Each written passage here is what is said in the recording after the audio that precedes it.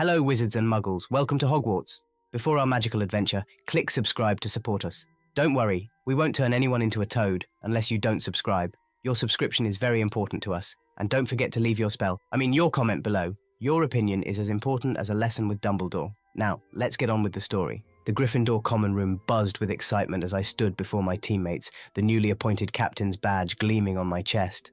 My palm was sweaty as I gripped my firebolt, trying to project confidence I didn't entirely feel. Right, team, I began, my voice cracking slightly. I cleared my throat and started again. Right. As you know, I've been made captain this year. Fred and George exchanged mischievous glances. Blimey, Harry, Fred quipped. We thought you'd just pinched that badge from Percy's old things. A ripple of laughter eased some of the tension in the room. I managed a smile, grateful for their humour. Very funny. Now, we've got a lot of work ahead of us if we want to win the cup this year. I've been working on some new strategies. Oi, Captain, interrupted Katie Bell, a glint of challenge in her eyes. You planning on being as much of a taskmaster as Wood was? I felt a flutter of uncertainty in my stomach. Oliver Wood had been a fierce captain, often pushing the team to their limits. Was that what they expected of me? I think we need to find a balance, I said, trying to sound more confident than I felt. We'll work hard, but I also want us to remember why we love this game. Angelina Johnson nodded approvingly. Sounds good, Harry. When's our first practice? Tomorrow at dawn, I replied, bracing myself for the groans that followed. As the team dispersed, Ron lingered behind, a concerned look on his freckled face. You all right, mate? He asked quietly. You look like you've seen a ghost, and I don't mean nearly headless Nick. I sighed, slumping into an armchair by the fire. It's a lot, being captain on top of everything else. Ron sat across from me, his lanky frame folding into the chair. Yeah, but if anyone can handle it, it's you. You've faced you-know-who for Merlin's sake. A bit of Quidditch should be a breeze. I appreciated Ron's attempt at reassurance, but the weight of responsibility still pressed heavily on my shoulders. The next morning, as the sun barely peeked over the horizon, I led the bleary-eyed Gryffindor team onto the pitch.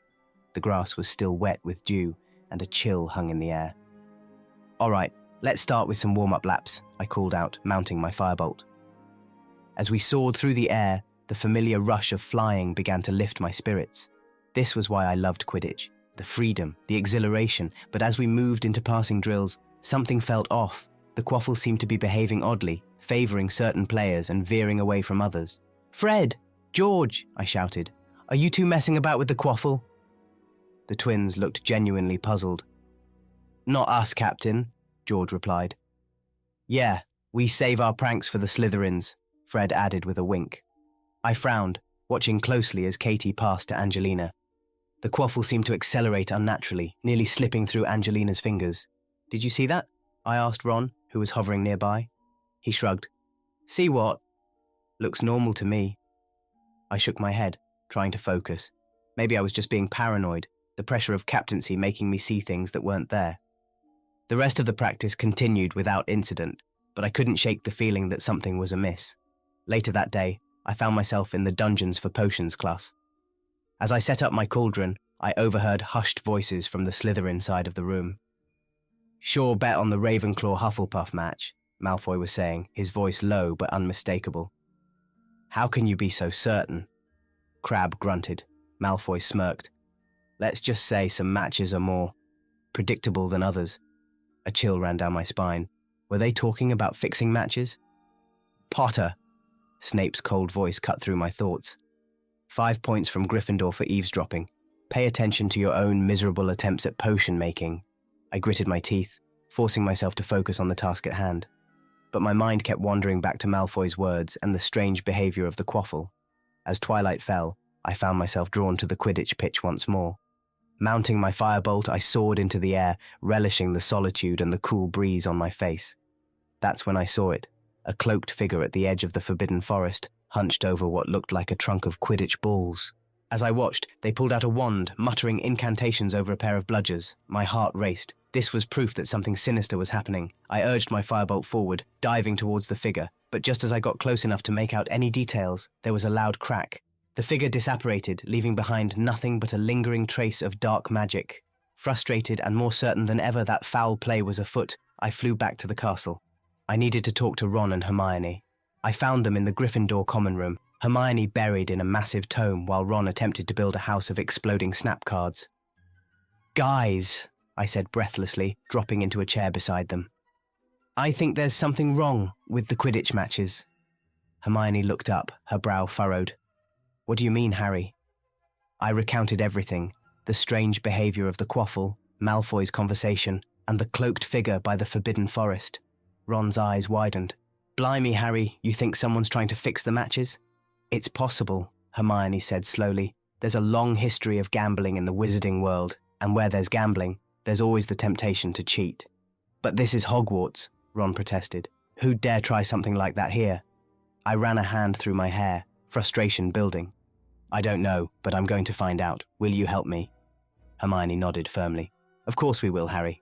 We'll need to be careful, though. If there really is a conspiracy, it could be dangerous." Ron gulped, but straightened his shoulders. "Yeah, mate, we're with you." As I looked at my friends, I felt a mix of gratitude and apprehension. Once again, we were facing a mystery that could put us in peril. But this time, it wasn't just our lives at stake. It was the integrity of the sport I loved. "Thanks," I said quietly. "We'll start investigating tomorrow. For now, let's try to get some sleep." But as I lay in bed that night, sleep eluded me. The captain's badge on my bedside table seemed to gleam in the moonlight, a reminder of the responsibility I now carried, not just for my team, but for the entire sport of Quidditch at Hogwarts. I turned over, my mind racing with questions. Who was behind this conspiracy? How deep did it go? And most importantly, how could I protect the game and my fellow students from this unseen threat? As dawn broke, I was no closer to answers, but one thing was certain. This was going to be a Quidditch season unlike any other, and I was at the centre of a storm I never saw coming. The cobblestone streets of Hogsmeade were slick with autumn rain as Ron, Hermione and I huddled under a shared umbrella, making our way towards the 3 broomsticks. Just as we were about to enter, I caught a glimpse of a familiar face slipping into the shadowy entrance of the Hog's Head. "Was that Zacharias Smith?" I muttered, squinting through the drizzle. Ron frowned. "The Hufflepuff chaser? What's he doing in that dodgy pub?" Hermione bit her lip, a look of concern crossing her face. "Perhaps we should investigate?" I nodded, my curiosity piqued. "Come on, let's follow him." As we entered the Hog's Head, the musty smell of old ale and pipe smoke assaulted our senses. The bartender, a grizzled old wizard I recognized as Dumbledore's brother, eyed us suspiciously. "3 butter beers," I said, trying to sound casual. We found a table in a dark corner, close enough to overhear the hushed conversation at the bar. Smith was hunched over, speaking in low tones with a wizard I didn't recognize. "The odds on Ravenclaw are too good to pass up," the stranger was saying. "With their new seeker, they're a sure thing against Hufflepuff." Smith shifted uncomfortably. "I don't know. It feels wrong, betting against my own house." The stranger chuckled darkly. "Come now, lad. It's not like you're throwing the match. You're just capitalizing on inside information." My fists clenched under the table. This was exactly what I'd feared. Gambling and potential match-fixing. "Harry," Hermione whispered urgently, "don't do anything rash. We need more information." I nodded tightly, forcing myself to stay put as the conversation at the bar continued. "Fine," Smith finally agreed. "Put me down for 50 galleons on Ravenclaw." The stranger grinned, revealing several gold teeth. "Wise choice, boy. Oh, and while you're at it, any word on your team's lineup for the next match?" Smith hesitated, and I found myself holding my breath. I'm not sure I should... Now, the stranger cut in smoothly. "Information is currency in our world. You scratch my back, I scratch yours. Who knows? Maybe your next bet could be on the house."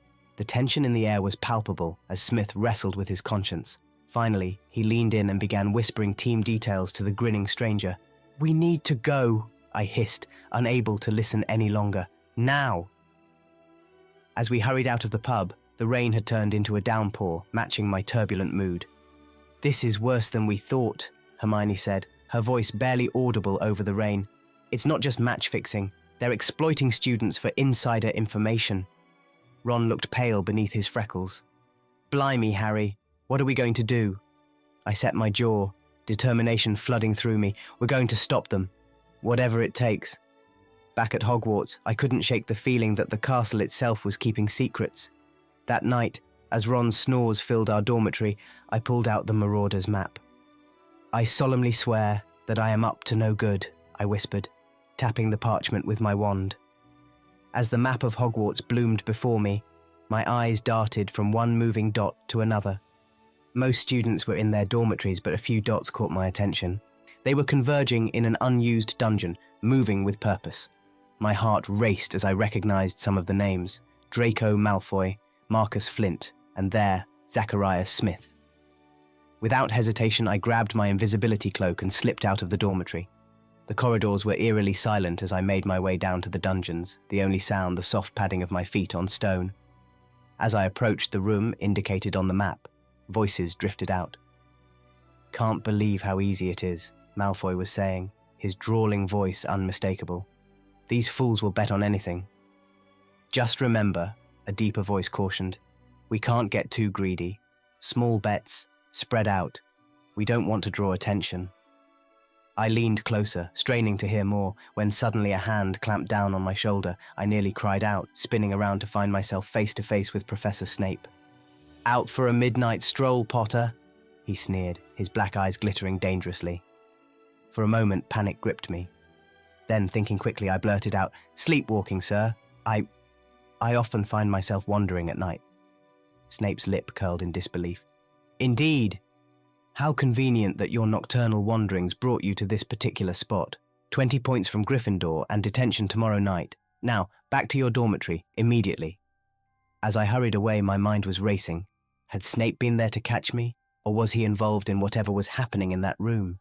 The next day, during Transfiguration, I could barely focus on turning teacups into tortoises. Professor McGonagall's lecture on the ethics of magical manipulation seemed to take on new meaning in light of what I'd discovered. "Remember, class," she was saying, her stern gaze sweeping over us, "with great power comes great responsibility. The ability to change the nature of things is a privilege, not a right. It must never be abused for personal gain." I caught Hermione's eye, and I could tell she was thinking the same thing I was. This wasn't just about Transfiguration anymore. As class ended, I pulled Ron and Hermione aside. "We need to talk. I found something last night." We huddled in a quiet corner of the courtyard as I recounted what I'd seen on the Marauder's map and my encounter with Snape. "This is getting dangerous, Harry," Hermione said, her brow furrowed with worry. "If Snape's involved?" "We don't know that he is," I countered, though I wasn't sure I believed it myself. Ron looked thoughtful. "You know, Fred and George might be able to help. They know all sorts of secret passages and hideouts in the castle." I nodded slowly. "Good idea. We'll need all the help we can get." As we headed to our next class, a commotion in the corridor caught our attention. A group of students was gathered around a notice board, excitedly discussing something. "What's going on?" I asked, pushing through the crowd. My stomach dropped as I read the announcement. "Quidditch betting pool now open. Predict the outcomes. Win big." "This can't be legal," Hermione whispered, her eyes wide. But as I looked around at the eager faces of my fellow students, I realized with a sinking feeling that the corruption had already taken root. The conspiracy was no longer lurking in the shadows. It was out in the open, tempting everyone with the promise of easy money. I clenched my fists, a mix of anger and determination coursing through me. "We need to act fast," I said to Ron and Hermione, "before this gets any worse."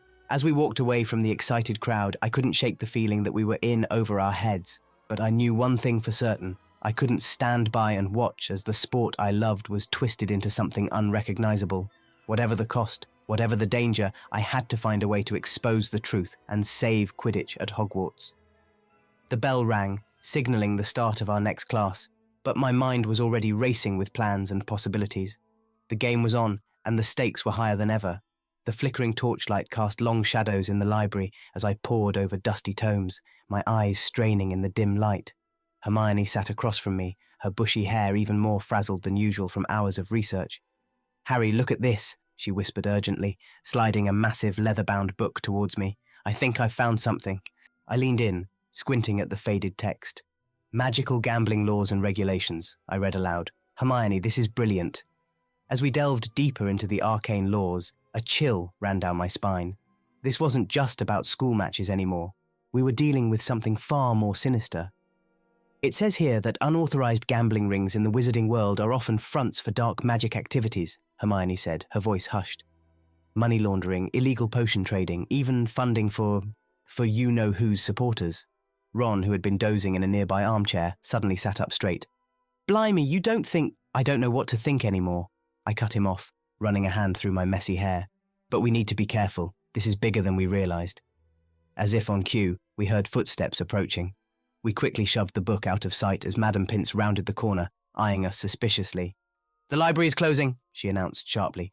Out, all of you. Now! We gathered our things and hurried out, my mind racing with the implications of what we'd discovered. The next day, as I stood on the Quidditch pitch watching Gryffindor face off against Hufflepuff, I couldn't shake the feeling that something was off. Our keeper, a usually reliable player, was fumbling easy saves. Come on, McLaggen, I shouted, frustration building. Wake up out there! But it was no use. Hufflepuff scored goal after goal, and we barely scraped by with a win when I managed to catch the snitch by sheer luck.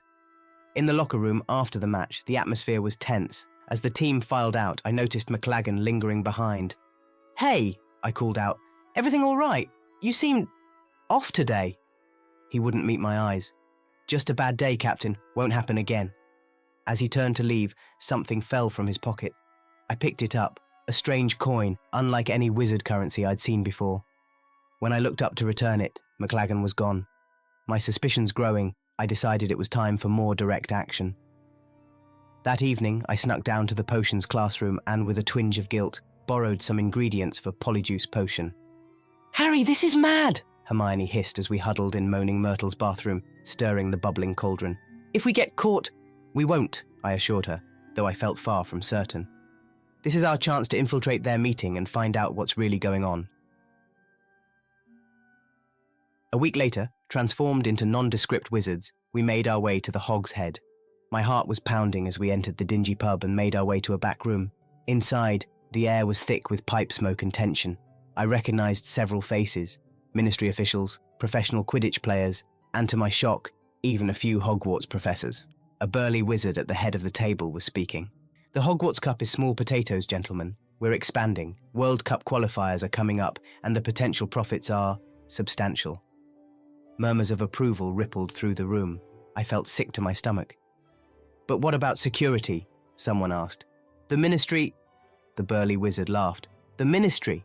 Half of them are in our pocket already. The other half are too incompetent to notice. We're untouchable. Just then, a wizard near the door stiffened. He turned, his eyes locking onto mine. We have intruders, he shouted. Chaos erupted. Wands were drawn, spells flying in every direction. In the confusion, we managed to slip out, running full tilt back towards Hogwarts. As we collapsed, panting in the safety of the room of requirement, the polyjuice began to wear off. That was too close, Ron gasped, his freckles reappearing on his face. I nodded, still trying to process what we'd seen and heard. But now we know, this goes all the way to the top. The next day, in divination class, Professor Trelawney's dire predictions took on a new, unsettling resonance. I see dark clouds gathering, she intoned, her huge eyes magnified behind her glasses. Games of chance will bring great peril to those who tempt fate. For once, I found myself hanging on her every word. As class ended, Lavender Brown approached me, her eyes wide. Harry, do you think Professor Trelawney was talking about the betting pool? I put some money on the next Ravenclaw match. I felt a surge of anger. Lavender, you need to pull out. This isn't just a harmless bet. There are dangerous people involved. She paled. What do you mean? Harry, what's going on? But before I could answer, I spotted a familiar platinum blonde head in the corridor. Malfoy was hurrying towards the entrance hall, looking furtive. Sorry, Lavender, I have to go, I said quickly, already moving to follow Malfoy. I trailed him out onto the grounds, keeping a safe distance. As we neared the Forbidden Forest, Malfoy looked around cautiously before slipping between the trees. Drawing my wand, I followed. The forest was eerily quiet, the only sound the crunching of leaves beneath my feet. Suddenly, I heard voices up ahead. Creeping closer, I peered around a massive oak tree. In a small clearing, Malfoy stood with a group of older wizards I didn't recognize. They were gathered around what looked like Quidditch equipment. The enchantments are holding, one wizard was saying, waving his wand over a quaffle. Undetectable to all but the most powerful detection spells. Malfoy nodded, looking pleased. Excellent. And the brooms? Modified as requested, subtle enough to pass inspection, but they'll give our chosen players the edge they need. My hand tightened on my wand. I had to stop this, had to expose them somehow. But just as I was about to step forward, a twig snapped beneath my foot. Every head in the clearing whipped around. "Who's there?" Malfoy called out, his voice sharp with fear. I turned to run, but my foot caught on a root. I stumbled, crashing to the forest floor. As I scrambled to my feet, I heard shouts and the sound of running feet behind me. Heart pounding, I sprinted through the trees, spells whizzing past my ears. I could see the edge of the forest ahead, the safety of Hogwarts grounds just beyond. With a final burst of speed, I broke through the tree line, not stopping until I reached the castle doors. Only then did I look back, relieved to see I wasn't followed. As I leaned against the cool stone wall, catching my breath, the full weight of what I'd discovered settled over me. This conspiracy was more extensive and more dangerous than I'd ever imagined, and now they knew someone was onto them. I realized, with a mix of determination and fear, that the real game was just beginning, and the stakes were higher than any Quidditch match I'd ever played. The gargoyle guarding Dumbledore's office sprang aside as I uttered the password, "Acid Pops." My heart was pounding as I ascended the spiral staircase, the weight of my discoveries pressing down on me. "Enter," came Dumbledore's calm voice before I could even knock. I pushed open the heavy oak door to find the headmaster seated behind his desk, his half-moon spectacles perched on his crooked nose. His piercing blue eyes seemed to look right through me. "Ah, Harry," he said, gesturing to the chair across from him. "I had a feeling you might pay me a visit soon. Lemon drop?" I shook my head, too anxious to eat. "Professor, I've discovered something terrible." Dumbledore's expression grew serious. "Go on, Harry." As I recounted everything I'd learned, the betting ring, the tampered equipment, the ministry's involvement, Dumbledore's face grew increasingly grave. When I finished, a heavy silence fell over the office. "I feared something like this might be happening," Dumbledore said finally, his voice heavy. "The lure of easy money can corrupt even the most steadfast souls." "But sir," I pressed, leaning forward, "what can we do? This goes beyond Hogwarts. It's infiltrated the ministry, professional Quidditch." Dumbledore held up a hand, silencing me. "Harry, I must caution you. The people involved in this conspiracy are dangerous. Dark wizards using sport for their nefarious gains is not a new phenomenon, but it is always a perilous one to confront."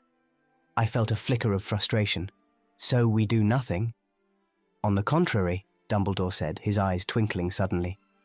"We must act, but with great care and discretion. You've done well to bring this to my attention, Harry. Now, we must plan our next moves carefully." As I left Dumbledore's office, my mind was racing. I had his support, but I couldn't shake the feeling that time was running out. The next evening, I found myself in the prefect's meeting room, trying to focus on the mundane details of patrol schedules and house points, but my attention kept drifting to Ron, who was fidgeting unusually in his seat. As the meeting drew to a close, Hermione brought up a new topic. "I think we should discuss increasing security around Quidditch matches," she said, glancing at me. "There have been concerns." I noticed Ron stiffen slightly. "What kind of concerns?" Padma Patil asked, frowning. "Oh, Ron cut in quickly, his voice a bit too casual. "Just the usual. Pranks, that sort of thing. Nothing serious." I stared at him, a cold feeling settling in my stomach. Why was Ron being so defensive? After the meeting, I pulled him aside. "Ron, what was that about? You know there's more going on than just pranks." Ron wouldn't meet my eyes. "Look, mate, maybe we're making too big a deal out of this. It's just a bit of gambling. No harm done, right?" I couldn't believe what I was hearing. "No harm, Ron. People are manipulating matches, cheating, possibly funding dark wizards. How can you say that?" Ron's ears turned red. "You don't understand. Some people, they need the money. It's not all bad." A horrible suspicion dawned on me. "Ron, are you involved in this?" Before he could answer, Hermione appeared at my elbow. "Harry, we're going to be late for care of magical creatures." I let myself be led away, my mind whirling. Could Ron, my best friend, really be mixed up in this conspiracy? As we made our way down to Hagrid's hut, the crisp autumn air did little to clear my troubled thoughts. Hagrid was waiting for us, beaming proudly next to a paddock containing several magnificent creatures. Gather round," he called out. "Today we'll be studying winged horses. Beautiful creatures, dead useful too." As Hagrid lectured on the various breeds and their uses, my mind wandered. I found myself staring at the powerful wings of an Abraxan, wondering if they could be useful for aerial surveillance. "Harry," Hermione whispered, nudging me. "Are you thinking what I'm thinking?" I nodded slowly. "They could help us keep an eye on things." "But how would we—" "Potter! Granger!" Hagrid's voice boomed. "Something more interesting than winged horses you'd like to share with the class?" "No, Professor," we mumbled in unison. As the class dispersed, a dreamy voice behind me made me jump. "The Nargles are particularly active around the Quidditch pitch lately." I turned to find Luna Lovegood standing there, her protuberant eyes fixed on a point just over my left shoulder. Right," I said, unsure how to respond. "Oh, it's not the Nargles you're worried about, is it?" Luna continued, her gaze suddenly sharp. "It's the Raxperts. They're drawn to dishonesty, you know, and there's been an awful lot around the pitch these days." I stared at her, wondering, as I often did, if there was more to Luna's ramblings than met the eye.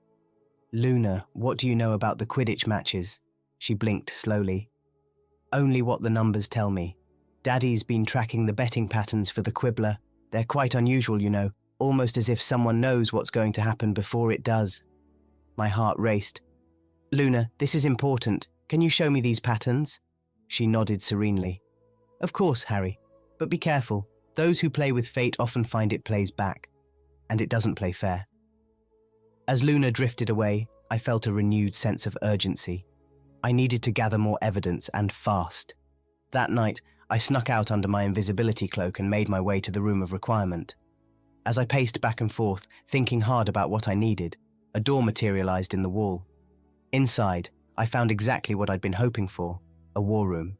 Maps of Hogwarts and the surrounding areas covered the walls, magical photographs of suspected conspirators hung from strings, and a large table in the center held miniature models of the Quidditch pitch and stands. I got to work, pinning red strings between photos, scribbling notes, and trying to connect the dots. Hours passed as I immersed myself in the investigation. As dawn broke, I stepped back, surveying my work. The web of connections was complex, reaching far beyond Hogwarts, but there were still missing pieces, crucial links I couldn't quite make. I rubbed my tired eyes, feeling the weight of responsibility more heavily than ever. I was in deep now, possibly in over my head, but I couldn't back down. Too much was at stake. As I slipped out of the room of requirement and headed back to Gryffindor Tower, I made a silent vow. I would get to the bottom of this conspiracy, no matter the cost. The integrity of Quidditch, the safety of my fellow students, and perhaps even the future of the wizarding world depended on it. Little did I know, the most challenging and dangerous parts of this investigation were yet to come. The bell above the door of Quality Quidditch Supplies tinkled as I stepped inside, the familiar scent of broom polish and leather filling my nostrils. The shop was empty, save for an elderly wizard behind the counter, his gnarled hands working deftly to repair a battered old clean sweep. He looked up as I approached, his eyes widening in recognition. "Merlin's beard," he breathed. "You're the spitting image of your father, Harry Potter." I felt a jolt of surprise. "You knew my dad?" The old man chuckled. "Knew him?" I sold him his first racing broom. "Elias Flight, at your service?" He extended a calloused hand, which I shook warmly. "Mr. Flight, I was hoping you could help me," I said, glancing around to ensure we were alone. "I have some concerns about recent broom orders for Hogwarts." Elias's jovial expression faltered. He flicked his wand at the door, and I heard the lock click. "I was wondering if someone would come asking eventually," he said, his voice low. "Come to the back room, lad. It's not safe to talk out here." As we settled into the cluttered workshop behind the shop, Elias poured us each a cup of strong tea. "I've been in this business for over 60 years, he began, his hands trembling slightly. "I've seen trends come and go, but this is different." I leaned forward, my heart racing. "What do you mean?" Elias sighed heavily. "About 6 months ago, I started getting strange orders. Custom brooms with very specific modifications. Nothing illegal, mind you, but unusual. Charms to subtly enhance speed or maneuverability in ways that wouldn't be noticeable during standard inspections." "Who placed these orders?" I asked, trying to keep my voice steady. "That's the thing," Elias said, shaking his head. "The orders came through official channels, ministry approved, or so the paperwork said. But something felt off." I nodded, my suspicions growing. "And these brooms, they were for Hogwarts?" Elias's eyes met mine, filled with worry. Not just Hogwarts, professional teams too. World Cup qualifiers are coming up, you know. My mind raced, connecting the dots. This was bigger than I'd imagined. Mr. Flight, have you told anyone else about this? The old man's face fell. I tried, went to the Department of Magical Games and Sports, but they brushed me off, said I was imagining things. He leaned closer, his voice dropping to a whisper. And then the threat started. A chill ran down my spine. Threats? Elias nodded grimly. Nothing overt, just suggestions. That it would be a shame if anything happened to my shop, that at my age accidents can happen so easily. Anger flared in my chest. That's terrible. We have to do something. Careful, lad, Elias warned. These are dangerous people you're dealing with. They've got gold and influence, and they're not afraid to use either. Just then, a loud crash came from the front of the shop. Elias jumped to his feet, fear etched on his face. They're here, he hissed. You need to go now. But, I started to protest. No time. Elias cut me off, shoving a small package into my hands. Take this. It might help. Now go, use the back door. Heart pounding, I slipped out into Diagon Alley, the mysterious package clutched tightly to my chest. As I merged into the crowd, I heard angry voices from the shop behind me. I didn't dare look back. Back at Hogwarts, my mind was reeling from what I'd learned. During Quidditch practice that evening, I found myself eyeing every broom with suspicion. All right, team, let's run some drills, I called out, mounting my firebolt. I want everyone to pay close attention to how your brooms are handling today. As we soared through the air, I noticed subtle differences in performance. Some brooms seemed to turn just a fraction sharper, accelerate just a bit faster than they should. After practice, I pulled Katie Bell aside. Katie, can I borrow your broom for a moment? She handed it over, looking puzzled. Sure, Harry. Is something wrong? I ran my hands over the smooth wood, feeling for any irregularities. I'm not sure yet. Have you noticed anything different about how it flies lately? Katie frowned. Now that you mention it, it does seem a bit more responsive. I thought I was just getting better, you know? I nodded grimly. Thanks, Katie. And listen, be careful, all right? If you notice anything else unusual, let me know immediately. As the team filed out of the locker room, I stayed behind, examining each broom in turn. The differences were subtle, but undeniable. Someone had indeed been tampering with our equipment. The next day in Charms class, Professor Flitwick's lesson took on a new significance. Today, we'll be learning about enchantments that can subtly influence object behavior, the tiny professor squeaked. These charms are particularly useful in crafting magical artifacts, but they can also be misused if one isn't careful. As Flitwick demonstrated the intricate wand work required, I scribbled notes furiously, seeing the potential applications for the Quidditch conspiracy. Beside me, Hermione raised her hand. Professor, how detectable are these charms? Could they be used to, say, enhance the performance of a racing broom without being noticed? Flitwick beamed at her. Excellent question, Miss Granger. In the hands of a skilled wizard, these enchantments can indeed be quite difficult to detect. It's one reason why professional Quidditch brooms undergo such rigorous inspections. I exchanged a significant look with Hermione. We were definitely onto something. As class ended, Ron approached us, looking uncomfortable. Listen, mate, he said quietly. About the other day. I'm sorry, I was being a prat. I felt a surge of relief. It's all right, Ron, but I need to know. Are you involved in any of this? Ron shook his head vigorously. No, I swear. I heard some things, you know? People talking about easy money. But I never bet anything myself. I nodded, believing him. Okay, but Ron, we need your help. This is bigger and more dangerous than we thought. As we headed to our next class, I filled Ron and Hermione in on everything I'd learned from Elias' flight. Their expressions grew increasingly grim as I spoke. Harry, Hermione said as I finished, this is serious. If they're threatening people, manipulating equipment, we need to be extremely careful. Ron nodded in agreement. Yeah, mate, maybe we should go to Dumbledore again. I shook my head. Not yet. We need more concrete evidence, something that can't be brushed aside or covered up. As we reached the entrance hall, I noticed a group of students huddled around a notice board. My stomach dropped as I read the announcement. Quidditch World Cup qualifier betting pool now open. It's spreading, I muttered. We're running out of time. Just then, I felt a tap on my shoulder. I turned to find Luna Lovegood standing there, her usual dreamy expression replaced by one of uncharacteristic seriousness. "Harry," she said softly, "I think you should come with me. There's something you need to see." As I followed Luna, with Ron and Hermione close behind, I couldn't shake the feeling that we were about to uncover something big. The conspiracy was growing, reaching far beyond the walls of Hogwarts, and somehow I knew I was right at the center of it all. The game was changing, the stakes rising, and I had a sinking feeling that the most dangerous plays were yet to come. The morning of the crucial match against Slytherin dawned cold and misty. As I stood in the Gryffindor changing room, I could feel the tension crackling in the air like static electricity. My teammates were uncharacteristically quiet as they donned their scarlet robes. "All right, team," I began, trying to inject confidence into my voice. "We've trained hard for this. We know our plays. We know our strengths. Let's go out there and show Slytherin what we're made of." But as I looked around at their faces, something felt off. Katie Bell was fidgeting with her gloves, avoiding eye contact.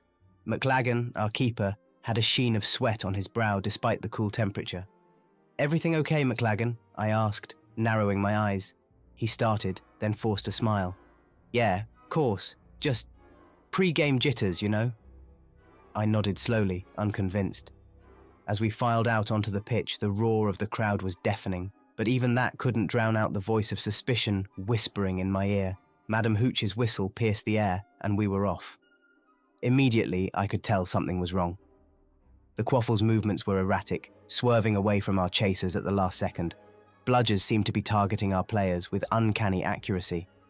"Fred! George!" I shouted to our beaters. "Keep those bludgers off our chasers!" But even as I called out, I saw Fred take a vicious hit to the shoulder, nearly unseating him. This wasn't normal bludger behavior. As I circled high above the pitch, searching for the snitch, my mind raced. The corruption I'd been investigating was playing out right before my eyes, more blatant than I'd ever imagined. Suddenly, a flash of gold caught my eye. The snitch! I dove, the wind whistling past my ears. But as I reached out, a bludger came out of nowhere, smashing into my outstretched arm. Pain exploded through my body as I clung desperately to my broom with one hand. Through watering eyes, I saw Malfoy smirking from across the pitch, his pale face alight with malicious glee. "Time out!" I heard Angelina shout, and Madam Hooch's whistle blew. As we huddled on the ground, I gritted my teeth against the pain. "Something's wrong with the balls," I hissed. "They're behaving oddly." Ron, who had been watching from the stands, rushed over. "Blimey, Harry, that bludger nearly took your arm off. What's going on?" I shook my head, frustrated. "I don't know, but I intend to find out. Keep your eyes open, all of you, and be careful." As we took to the air again, I could see confusion and concern on my teammates' faces, but there was something else too. A flicker of guilt in McLaggen's eyes that made my stomach churn. The game resumed, and I forced myself to focus despite the throbbing in my arm. The score was neck and neck, neither team able to gain a significant advantage. But with each passing minute, the unnatural behavior of the Quidditch balls became more apparent.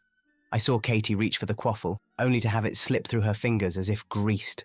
Moments later, it seemed to leap into the hands of a Slytherin chaser. The crowd's cheers turned to murmurs of confusion. "This isn't right," I heard Hermione's voice carry from the stands. "Harry, be careful!" Just then, I spotted the snitch again, hovering near the Slytherin goalposts. I flattened myself against my firebolt, urging it forward. Malfoy, I saw, had noticed it too, and was racing towards it from the opposite direction. As we converged on the tiny golden ball, I became aware of a strange buzzing in my ears. The snitch seemed to be vibrating oddly, emitting a faint magical aura I'd never seen before. "Potter," Malfoy sneered as we drew neck and neck. "Prepared to lose." "In your dreams, Malfoy," I shot back, reaching out, but as my fingers brushed the cool metal of the snitch, it suddenly shot straight up, faster than any snitch I'd ever seen. Malfoy and I pulled up sharply, nearly colliding. "What the—" Malfoy began, but his words were cut short as a bludger whizzed between us, missing us both by inches. The crowd gasped. This was beyond unusual. It was dangerous. "Madam Hooch!" I shouted, waving my good arm. "Something's wrong with the balls! We need to stop the game!" But before she could respond, chaos erupted. The quaffle began bouncing erratically between players, as if it had a mind of its own. Both bludgers were now targeting players indiscriminately, Gryffindor and Slytherin alike. In the midst of the mayhem, I caught sight of the snitch again. Despite everything, I knew I had to end this game. I dove, pushing my firebolt to its limits. The world blurred around me as I streaked towards the ground, arm outstretched. I could hear the crowd's collective intake of breath. feel the rush of wind against my face. With a final burst of speed, my fingers closed around the snitch. Its wings beat frantically against my palm as I pulled up, mere feet from the ground. Madame Hooch's whistle pierced the air, signaling the end of the game. But there were no cheers, no celebration. Instead, a stunned silence fell over the stadium. As I landed, I saw Dumbledore striding onto the pitch, his face grave. McGonagall and Snape were close behind, along with several other professors. "Mr. Potter," Dumbledore said quietly as he reached me, "I believe we need to have a discussion about what just transpired." I nodded, still clutching the snitch. As my teammates landed around me, I saw a mix of confusion, fear, and, most disturbingly, guilt on some of their faces. "In my office," Dumbledore continued, "and bring that snitch with you. I believe it may have quite a tale to tell." As we walked off the pitch, I caught sight of Ron and Hermione pushing their way through the crowd towards us. Their faces were etched with concern. "Harry," Hermione called, "are you all right? What happened out there?" I shook my head, unable to fully process what had just occurred. "I don't know, Hermione, but I think we're about to find out." As we made our way to Dumbledore's office, I couldn't shake the feeling that this was just the beginning. The conspiracy I'd been investigating had finally shown its hand, and in the most public way possible. The game might be over, but the real challenge was just beginning. As I clutched the still struggling snitch in my hand, I knew that unraveling this mystery would require all the courage, skill, and loyalty I could muster. The betrayal on the pitch had shaken me to my core, but it had also strengthened my resolve. Whatever came next, I was determined to see this through to the end, for the sake of Quidditch, for Hogwarts, and for the integrity of the wizarding world itself. The emerald flames of the Floo network licked at my robes as I stepped out of the fireplace into the bustling atrium of the Ministry of Magic. My heart raced beneath the borrowed robes and magically altered features, a risky disguise, but necessary for this covert mission. I adjusted my fake spectacles, scanning the crowd for any sign of recognition. So far, so good. The plan Hermione had concocted was working. "Remember," her voice echoed in my memory, "you're Barnabas Cuff, junior reporter for the Daily Prophet. You're there to cover the latest racing broom regulations." I nodded to myself, straightening my posture and trying to exude the confidence of a seasoned journalist. As I made my way towards the lifts, I overheard snippets of conversation that made my skin prickle. Unprecedented betting activity on the World Cup qualifiers. Hogwarts matches drawing more attention than ever. The lift doors clanged shut, and I found myself squeezed between a witch with an armful of parchments and a wizard whose hat kept sneezing. I cleared my throat. "Level 4, please. Department for the Regulation and Control of Magical Creatures." The sneezing hat turned towards me. "Magical creatures? Thought you prophet types were more interested in the games and sports lot these days." I felt a bead of sweat form on my brow. "Oh, following up on a lead about racing thestrals could be the next big thing in magical sports." The witch with the parchments snorted. "Racing thestrals? Now I've heard everything." As the lift stopped at level 7, I slipped out, my heart pounding. That was close. I made my way down the corridor, past posters of Quidditch teams and advertisements for the latest racing brooms. Suddenly, I heard familiar voices around the corner. I pressed myself against the wall, straining to listen. "Can't keep this under wraps much longer, Ludo," a gruff voice was saying. "The gambling activity is off the charts." Now, Broderick," came the jovial tones of Ludo Bagman. "Everything's under control. Our friends in the, private sector have assured me that the situation is being managed." I risked a peek around the corner. Ludo Bagman, head of the Department of Magical Games and Sports, was speaking with Broderick Bode, an unspeakable I recognized from my previous adventures in the Ministry. But it was the third figure that made my blood run cold. Lucius Malfoy, his long blonde hair unmistakable, stood with them, a sinister smile playing on his lips. "Managed, yes," Malfoy drawled. "But remember, gentlemen, management comes at a price. Our organization expects results." I leaned closer, desperate to hear more, but at that moment a memo airplane zoomed past my ear, startling me. I stumbled, knocking over a nearby waste bin. The conversation around the corner abruptly stopped. "What was that?" Bode's voice rang out. Heart in my throat, I turned and ran, not daring to look back. I could hear footsteps behind me as I sprinted towards the lifts. "Hey, you there, stop!" I skidded into an open lift, jabbing frantically at the button for the atrium. As the doors began to close, I caught a glimpse of Malfoy's face, his eyes narrowing in suspicion. The lift plummeted, and I sagged against the wall, gasping for breath. This was bigger than I'd imagined. The corruption reached all the way to the top of the ministry. Back at Hogwarts, I burst into the room of requirement where Ron and Hermione were waiting anxiously. "Harry!" Hermione exclaimed, taking in my dishevelled appearance. "What happened? Did you find anything?" I nodded, still catching my breath. "It's worse than we thought. Bagman, Bode, and Lucius Malfoy, they're all involved. There's some kind of organisation pulling the strings." Ron's face paled. "Blimey, Harry, this is serious. If Malfoy's involved, it means the Death Eaters might be behind it," Hermione finished, her voice grim.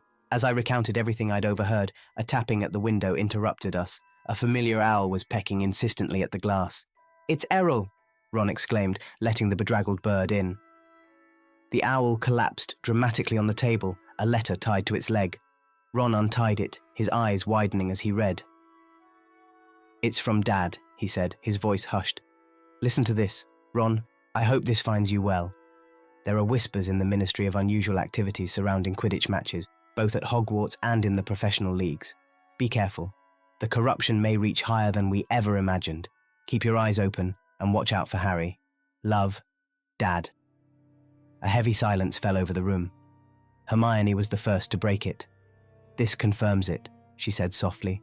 "We're dealing with something much bigger than just fixed Quidditch matches." I nodded, my mind racing.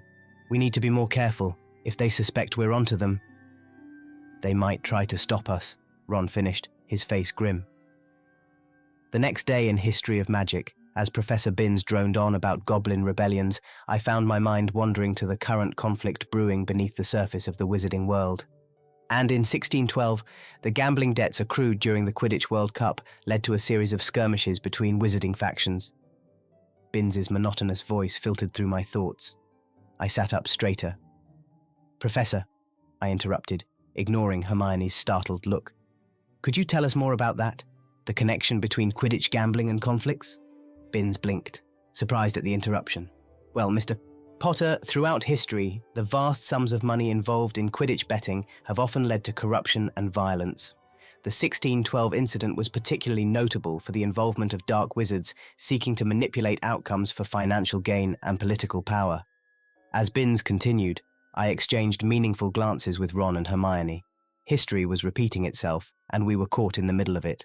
After class, we hurried to the room of requirement for an emergency DA meeting. As our fellow students filed in, I could feel the tension in the air.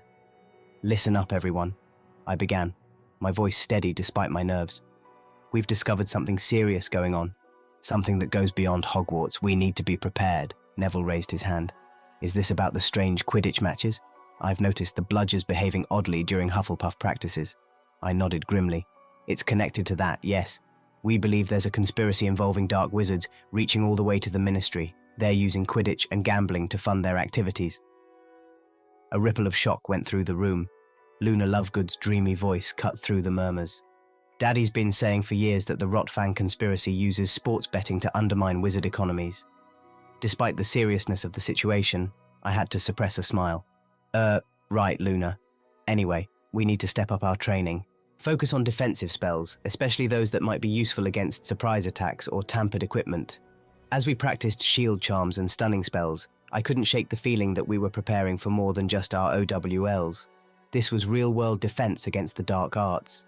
Later that night, unable to sleep, I found myself wandering the castle under my invisibility cloak. As I approached the lake, I heard hushed voices. "The final play is set."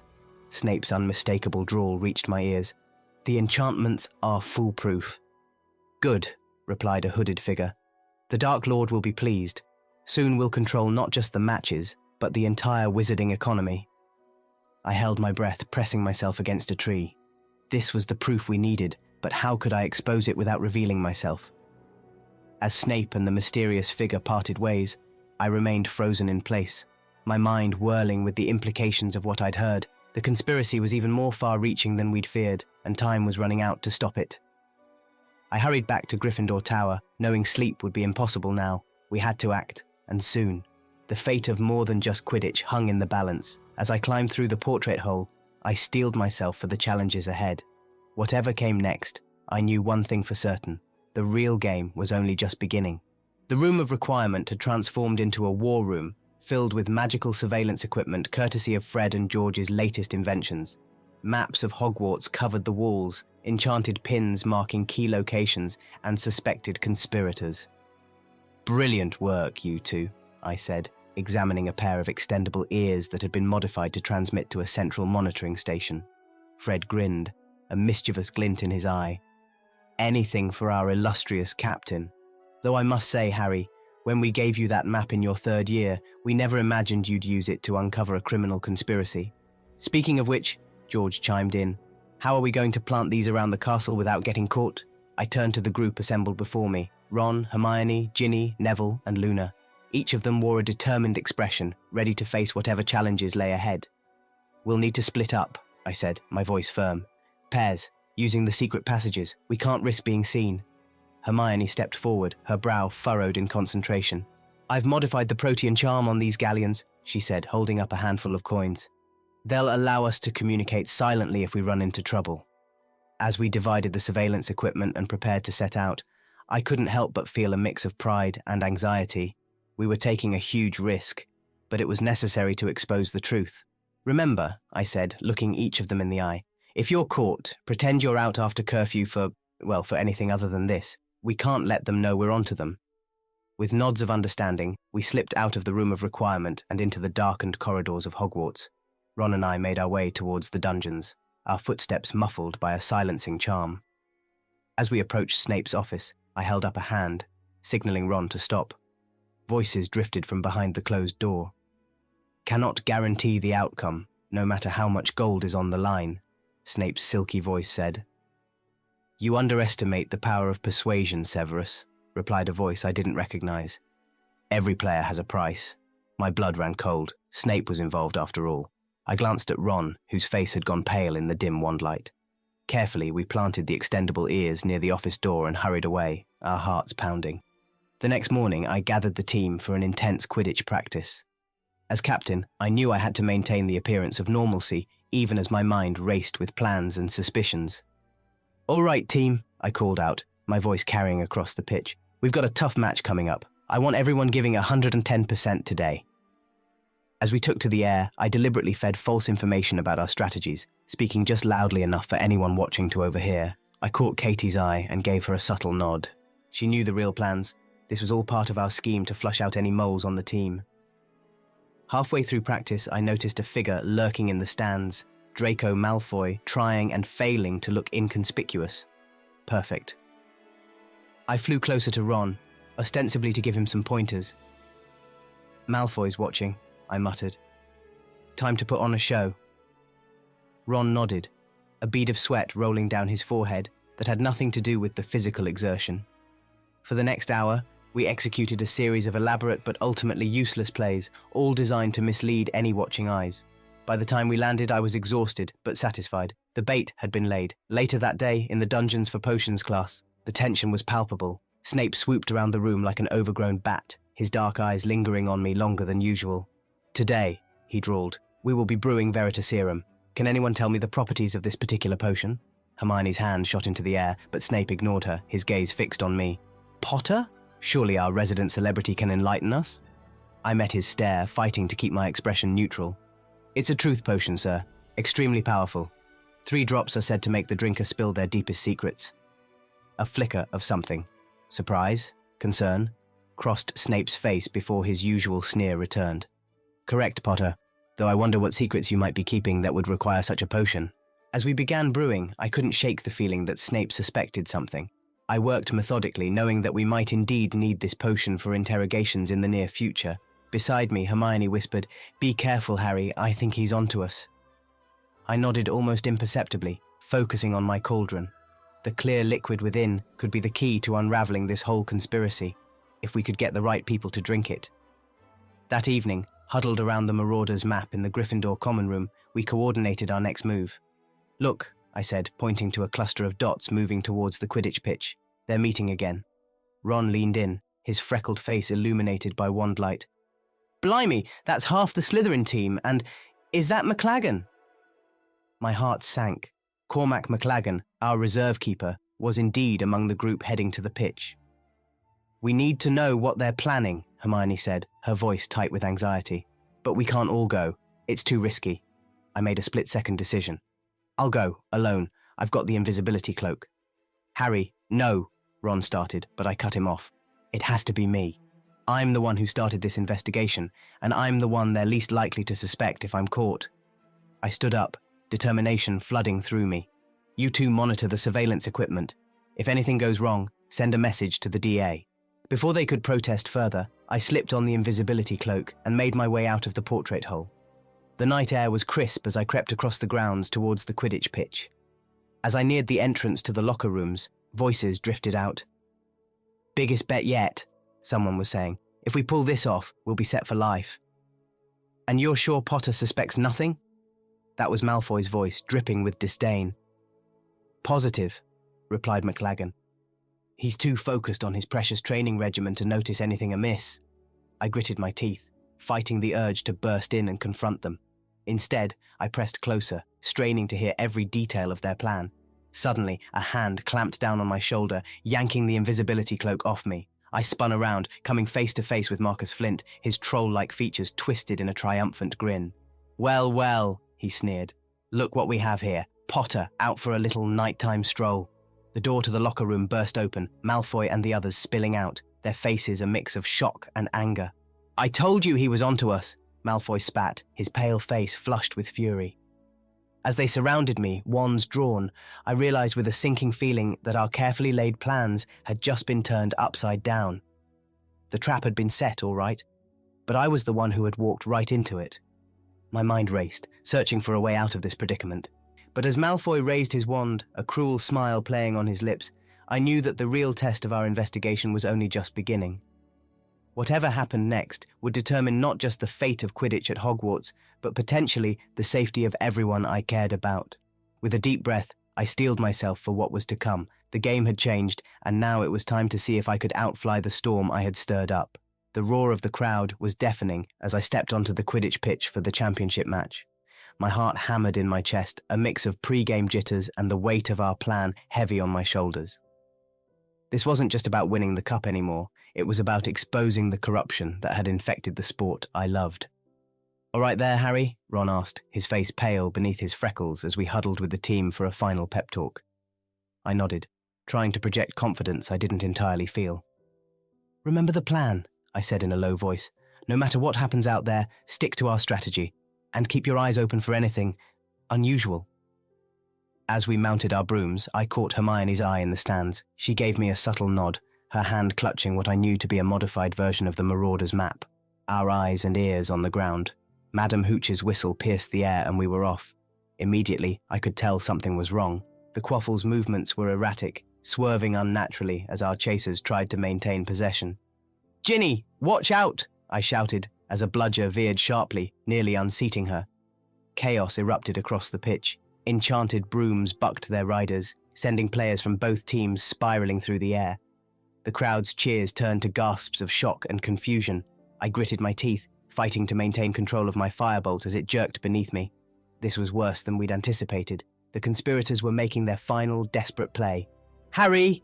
Ron's voice cut through the mayhem. The snitch! I spotted it, a golden glint high above the pitch. As I urged my broom upward, I saw Malfoy giving chase from the opposite direction. Our eyes met for a brief moment, and I saw a flicker of panic in his grey eyes. He knew what was at stake too. As we climbed higher, the sounds of the match below faded.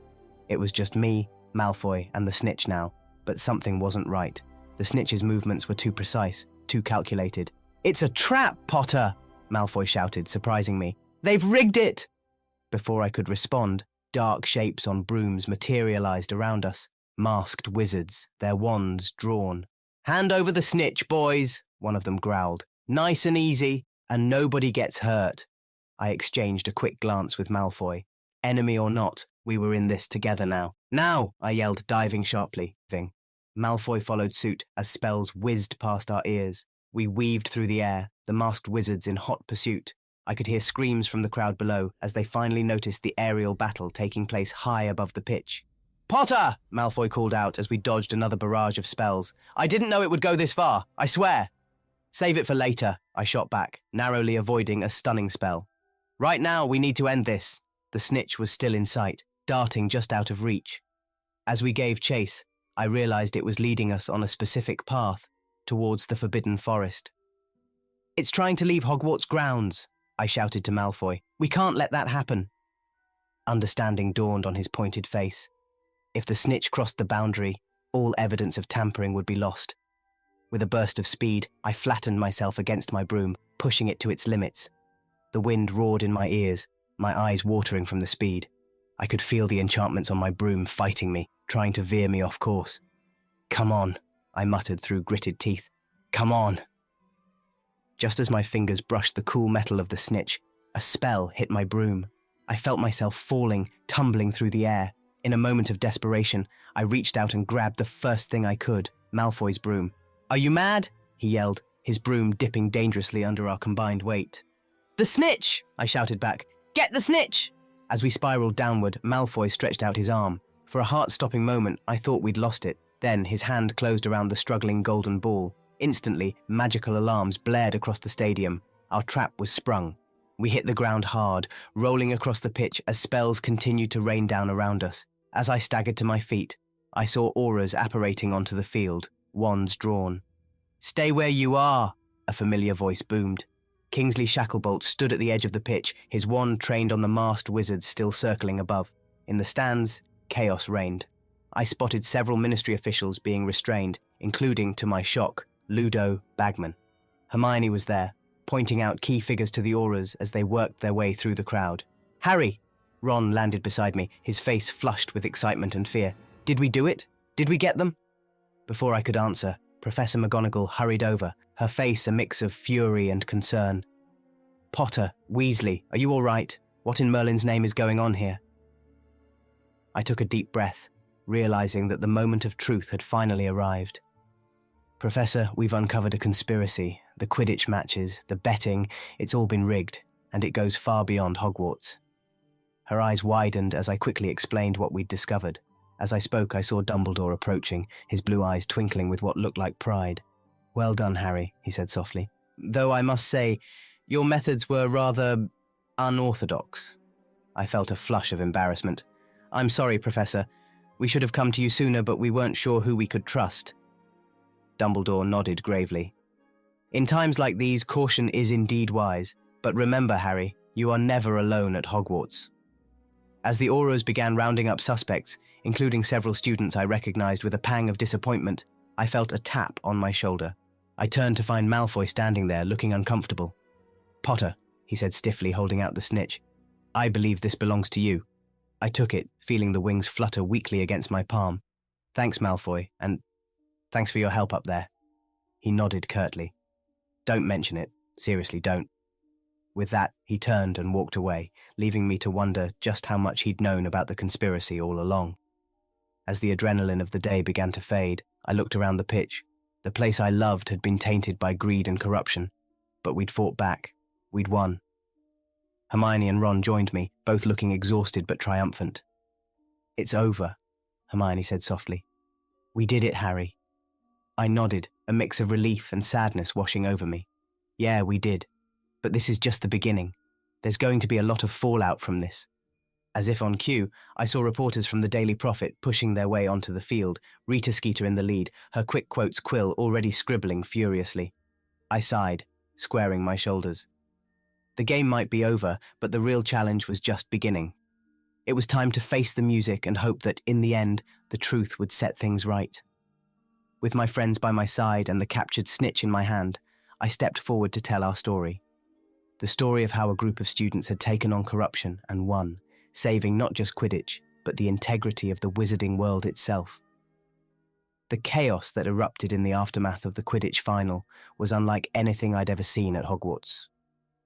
Aurors apparated onto the pitch with loud cracks, their wands drawn as they moved swiftly through the panicking crowd. I stood in the center of it all, the snitch still fluttering weakly in my hand, as the full weight of what we'd just accomplished washed over me. "Harry!" Hermione's voice cut through the din as she and Ron pushed their way towards me. "Are you all right?" I nodded, still catching my breath. "Yeah, I'm fine. Did it work? Did we get them all?" Ron's face was flushed with excitement. Mate, you should see the stands. They're rounding up ministry officials, bookies, even some of the players. It's mental. As we watched, I saw Ludo Bagman being led away in magical restraints, his usually jovial face ashen with fear. Not far behind him, several of my fellow students were being questioned by stern-faced auras. "Mr. Potter," a deep voice boomed. I turned to see Kingsley Shacklebolt striding towards us, his colourful robes billowing behind him. "I think it's time we had a chat." Before I could respond, Professor McGonagall appeared at my side, her lips pressed into a thin line. "Mr. Potter will be accompanying me to the headmaster's office immediately, Aura Shacklebolt. I'm sure you understand." Kingsley nodded gravely. "Of course, Professor. We'll be along shortly." As McGonagall led me through the castle, the portraits lining the walls whispered excitedly, news of the events spreading like wildfire. When we reached Dumbledore's office, I was surprised to find not only the headmaster waiting, but also Minister for Magic Cornelius Fudge. "Ah, Potter," Fudge blustered, his lime-green bowler hat askew. "What's the meaning of all this? Accusations of corruption in the ministry, illegal gambling rings. This is preposterous." Dumbledore raised a hand, silencing Fudge. "I think, Minister, that it would be best if we heard Harry's account of events before jumping to conclusions." All eyes turned to me, and I took a deep breath. "It started with the Quidditch matches here at Hogwarts," I began, my voice steadier than I felt. "I noticed odd behaviour in the equipment, players acting strangely. As I dug deeper, I uncovered a network of illegal betting that stretched far beyond the school. For the next hour, I recounted everything we'd discovered: the tampered brooms and balls, the threats against players and their families, the involvement of ministry officials and professional Quidditch teams. As I spoke, Fudge's face grew increasingly pale. This is impossible," he sputtered when I finished. "Surely you don't expect us to believe that a mere student uncovered a conspiracy of this magnitude?" "And yet," Dumbledore said softly, his blue eyes twinkling, "the evidence speaks for itself, Cornelius. The arrests being made as we speak corroborate every word of Harry's story." A knock at the door interrupted us. Kingsley entered, his face grave. "Headmaster, Minister, we've completed our initial sweep. The number of individuals involved, it's staggering." Fudge slumped in his chair, the fight gone out of him. "What do we do now?" "Now," Dumbledore said, standing, "we begin the long process of restoring integrity to our beloved sport and to our institutions." As we left Dumbledore's office, I felt a mix of exhaustion and relief, but I knew the hardest part was yet to come. The next morning, I found myself standing before the entire school in the Great Hall. The enchanted ceiling reflected the somber mood, dark clouds swirling ominously. "Students of Hogwarts," I began, my voice magically amplified. "I know many of you are confused and frightened by what happened yesterday. I'm here to explain." As I recounted a simplified version of events, I saw a range of emotions play across the faces before me: shock, anger, disappointment, and in some cases, guilt. "The actions of a few have tainted something we all love," I continued. "But Quidditch is more than just a game. It's about fairness, teamwork, and the joy of flying. We can't let the greed of some ruin that for all of us." When I finished, there was a moment of silence. Then, slowly, applause began to build. I saw determination replace despair in the eyes of my fellow students, and I felt a glimmer of hope. As life at Hogwarts began to return to a semblance of normalcy, I found myself by the lake with Ron and Hermione, skipping stones across the still water. "It's hard to believe it's really over," Hermione said softly. Ron nodded, his face uncharacteristically serious. "Yeah, listen, Harry, I'm sorry about, well, you know, getting caught up in it all for a bit there." I clapped him on the shoulder. "It's all right, mate. You came through when it mattered." We sat in companionable silence for a while, watching the giant squid lazily wave its tentacles. "What happens now?" Ron finally asked. I sighed, running a hand through my perpetually messy hair. "Now we rebuild. The professional leagues are in chaos. Half the ministry's under investigation. It's going to take time to sort it all out." Hermione's eyes gleamed with determination. "We'll help, Harry. Whatever it takes to make things right." As the sun began to set, casting a golden glow across the lake, I made my way up to the astronomy tower. I needed some time alone to process everything that had happened. Standing at the parapet, I gazed out over the Hogwarts grounds, the Quidditch pitch a small oval in the distance. I pulled out my captain's badge, turning it over in my hands. "Quite a view, isn't it?" a voice said behind me. I turned to find Dumbledore standing there, his long silver beard glowing in the fading light. "Professor," I said, straightening up, "I didn't hear you come in." Dumbledore smiled gently. The burdens of leadership often drive us to seek solitude, Harry. But remember, it is in unity that we find our greatest strength. I nodded, looking back out at the grounds. I can't help feeling responsible somehow. If I'd noticed sooner or done more. Harry, Dumbledore said, his voice kind but firm. You have done more than anyone could have asked or expected. The path forward may be difficult, but thanks to you, we now have the chance to rebuild our world on a foundation of integrity and fairness. As Dumbledore left, I remained at the tower, watching as the first stars began to appear in the darkening sky. I thought about everything we'd been through, the friends who had stood by me, the challenges we'd overcome. The conspiracy had been exposed, justice was being served, but I knew this was just the beginning. There would be more battles to fight, more wrongs to right. But for the first time in months, I felt a sense of peace. I looked down at the captain's badge in my hand, then back out at the Quidditch pitch in the distance. Whatever came next, I was ready to face it. Not just for the sake of Quidditch, but for the future of the wizarding world itself. As I made my way back to Gryffindor Tower, I felt a renewed sense of purpose. The game might have changed, but the most important things, friendship, courage, and the pursuit of what's right, those remained constant. And in the end, those were the things that truly mattered. Now, let's move on to the next apocalypse story. The summer heat at Privet Drive was stifling, but it was nothing compared to the suffocating boredom that plagued my days. I was sprawled on my bed, idly flicking through a worn copy of Quidditch Through the Ages, when a sharp tap at the window jolted me from my reverie. An unfamiliar owl perched on the sill, a package clasped in its talons. Curious, I opened the window, allowing the bird to hop inside. It dropped the parcel on my bed and took off without waiting for a treat or response. Odd, I muttered, examining the brown paper-wrapped package. It was book-shaped, but who would be sending me a book? Hermione's birthday gifts were usually more practical. As I turned it over in my hands, I felt a strange vibration, almost as if the package was humming with energy. My fingers tingled as I carefully unwrapped it, revealing an ancient-looking tome bound in deep purple leather. The Arcane Codex, I read aloud, tracing the embossed golden letters on the cover. The moment my fingers touched the title, the book shuddered, and I nearly dropped it in surprise. Boy! Uncle Vernon's bellow echoed up the stairs. What's all that racket? I quickly shoved the book under my pillow. Nothing, Uncle Vernon, I called back, heart racing. Just dropped something. A grunt was the only response, followed by the sound of the television volume increasing. I breathed a sigh of relief and retrieved the book, opening it with trembling hands. The pages were blank. What the... I began, but the words died in my throat as ink began to swirl across the first page, forming elegant script before my eyes. Hello, Harry Potter, the words read. I've been waiting for you. I slammed the book shut, my pulse pounding in my ears. This was beyond any magic I'd encountered at Hogwarts. A book that wrote to you? It reminded me uncomfortably of Tom Riddle's diary. Who are you? I whispered, feeling slightly foolish for talking to a book. How do you know my name? Slowly, I opened the cover again. The ink swirled once more. I am the culmination of centuries of magical knowledge seeking a worthy wielder. You, Harry Potter, have been chosen. I frowned. Chosen for what? To learn, to grow, to become more powerful than you've ever imagined. So, the offer was tempting, I had to admit. With Voldemort's return, I needed every advantage I could get. But still, the memory of the diary made me hesitate. How do I know you're not dark magic? I asked. The book's response came quickly. A wise question. Allow me to demonstrate my benign nature. Take your wand and repeat after me. Leviosa Maxima. I retrieved my wand from the bedside table, glancing nervously at the door. If the Dursleys caught me doing magic... Leviosa Maxima, I whispered, following the wand movement illustrated on the page.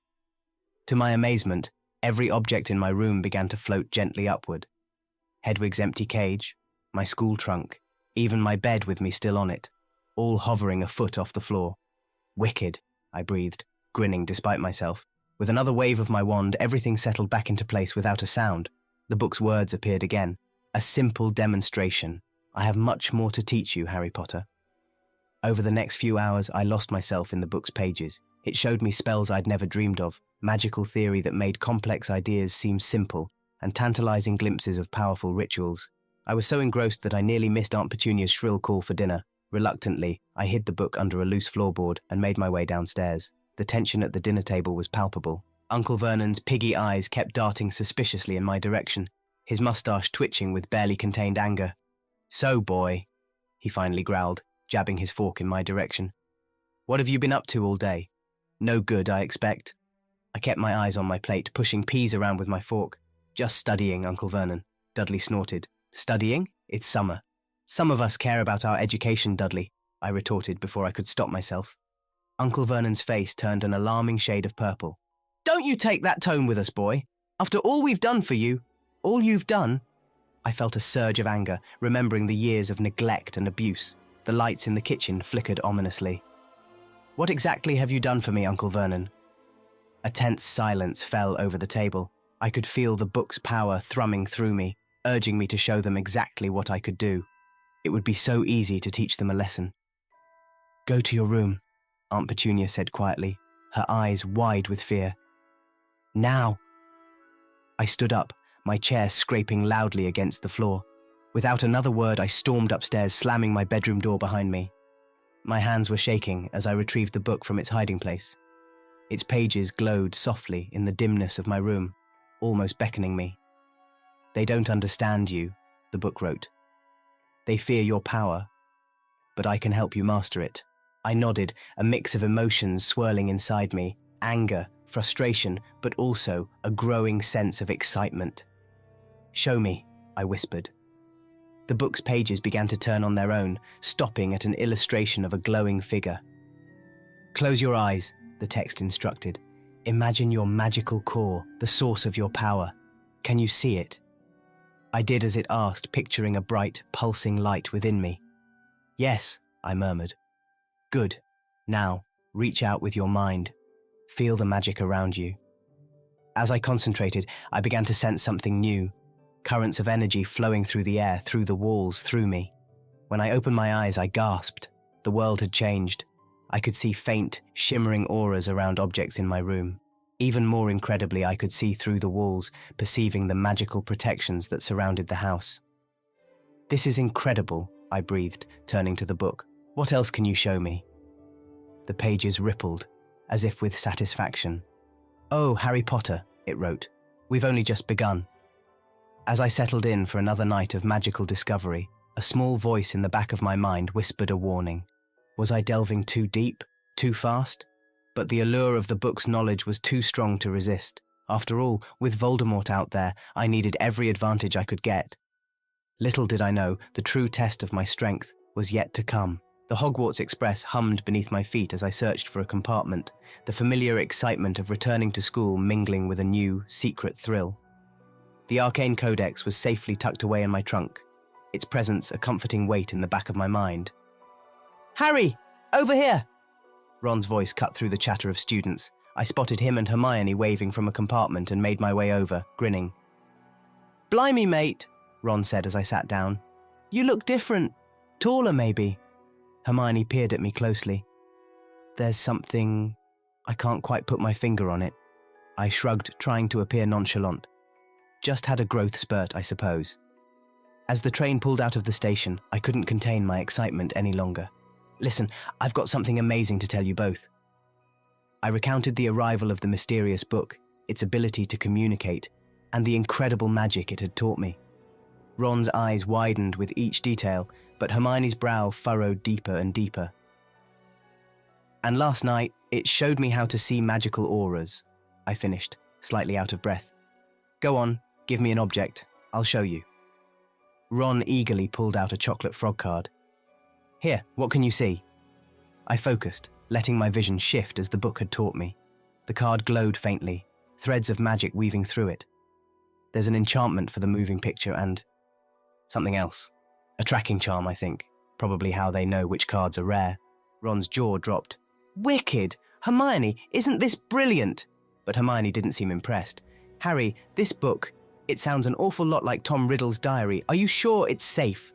I felt a flicker of annoyance. "It's nothing like that, Hermione. This book is helping me, teaching me. Here, I'll show you." I reached for my trunk, intending to retrieve the codex, but as my fingers brushed the latch, A voice echoed in my mind. Not yet. They're not ready. I hesitated, then pulled back. Actually, maybe later. It's, buried pretty deep in there. Hermione's eyes narrowed suspiciously. Harry, if there's something you're not telling us, leave off, Hermione, Ron interjected. If Harry says it's all right, then it's all right. Right, mate? I nodded, grateful for Ron's support, but unable to shake a twinge of guilt at keeping secrets from my friends. The rest of the journey passed in a blur of catching up and speculation about the coming year. As we neared Hogwarts, I felt the Codex's presence grow stronger, almost eager. The Great Hall was a sea of flickering candlelight and excited chatter as we took our seats for the welcoming feast. As Dumbledore stood to give his speech, I found myself studying him with my newfound magical sight. The headmaster's aura was blindingly bright, layers upon layers of power and wisdom. Suddenly, I felt a familiar urge. The Codex was communicating, showing me a spell that would interact with the enchanted ceiling above. For a moment I was tempted. Imagine the looks on everyone's faces if I could alter Hogwarts' ancient magic. Harry? Hermione's voice snapped me back to reality. Are you all right? You looked strange for a moment there. I shook my head, forcing a smile. Fine, just tired from the journey. As we made our way to Gryffindor Tower after the feast, I felt a tug of magical energy from a wall we were passing. I slowed, examining it closely. What is it? Ron asked, noticing my distraction. I ran my hand along the stones, feeling the magic pulse beneath my fingertips. There's a hidden passage here. I can feel it. Hermione frowned. But that's impossible. It's not on the Marauders' map, and we've passed this way hundreds of times. Trust me, I said, pressing a specific stone. With a low rumble, a section of the wall slid away, revealing a dark corridor. Ron let out a low whistle. Blimey, Harry! How'd you know that was there? I hesitated, then shrugged. Just a hunch, I guess. Come on, let's check it out. I don't think that's a good idea, Hermione said, grabbing my arm. We should tell a professor about this. I felt a flash of irritation. Why? So they can seal it up? Where's your sense of adventure, Hermione? Yeah, come on, Ron chimed in. When have secret passages ever led us wrong? Hermione bit her lip, clearly torn. Well, all right, but just a quick look. We lit our wands and entered the passage. It was narrow and winding, clearly ancient. As we walked, I felt the Codex's excitement growing, urging me forward. Finally, we emerged into a circular chamber. Dusty bookshelves lined the walls, and a large stone table dominated the center of the room. Incredible, Hermione breathed, her earlier reservations forgotten as she examined the books. Some of these texts, I've never even heard of them. Ron was investigating a collection of strange silver instruments on a shelf. What do you reckon all this stuff is for? I approached the stone table, drawn by a faint magical signature. Carved into its surface was an intricate runic circle. As I traced the symbols with my finger, I felt a surge of power. Harry, don't! Hermione cried, but it was too late. The runes flared to life, bathing the room in eerie blue light. Wind whipped around us, and I heard whispers in a language I didn't understand, but somehow knew was ancient and powerful. Just as suddenly as it began, it stopped.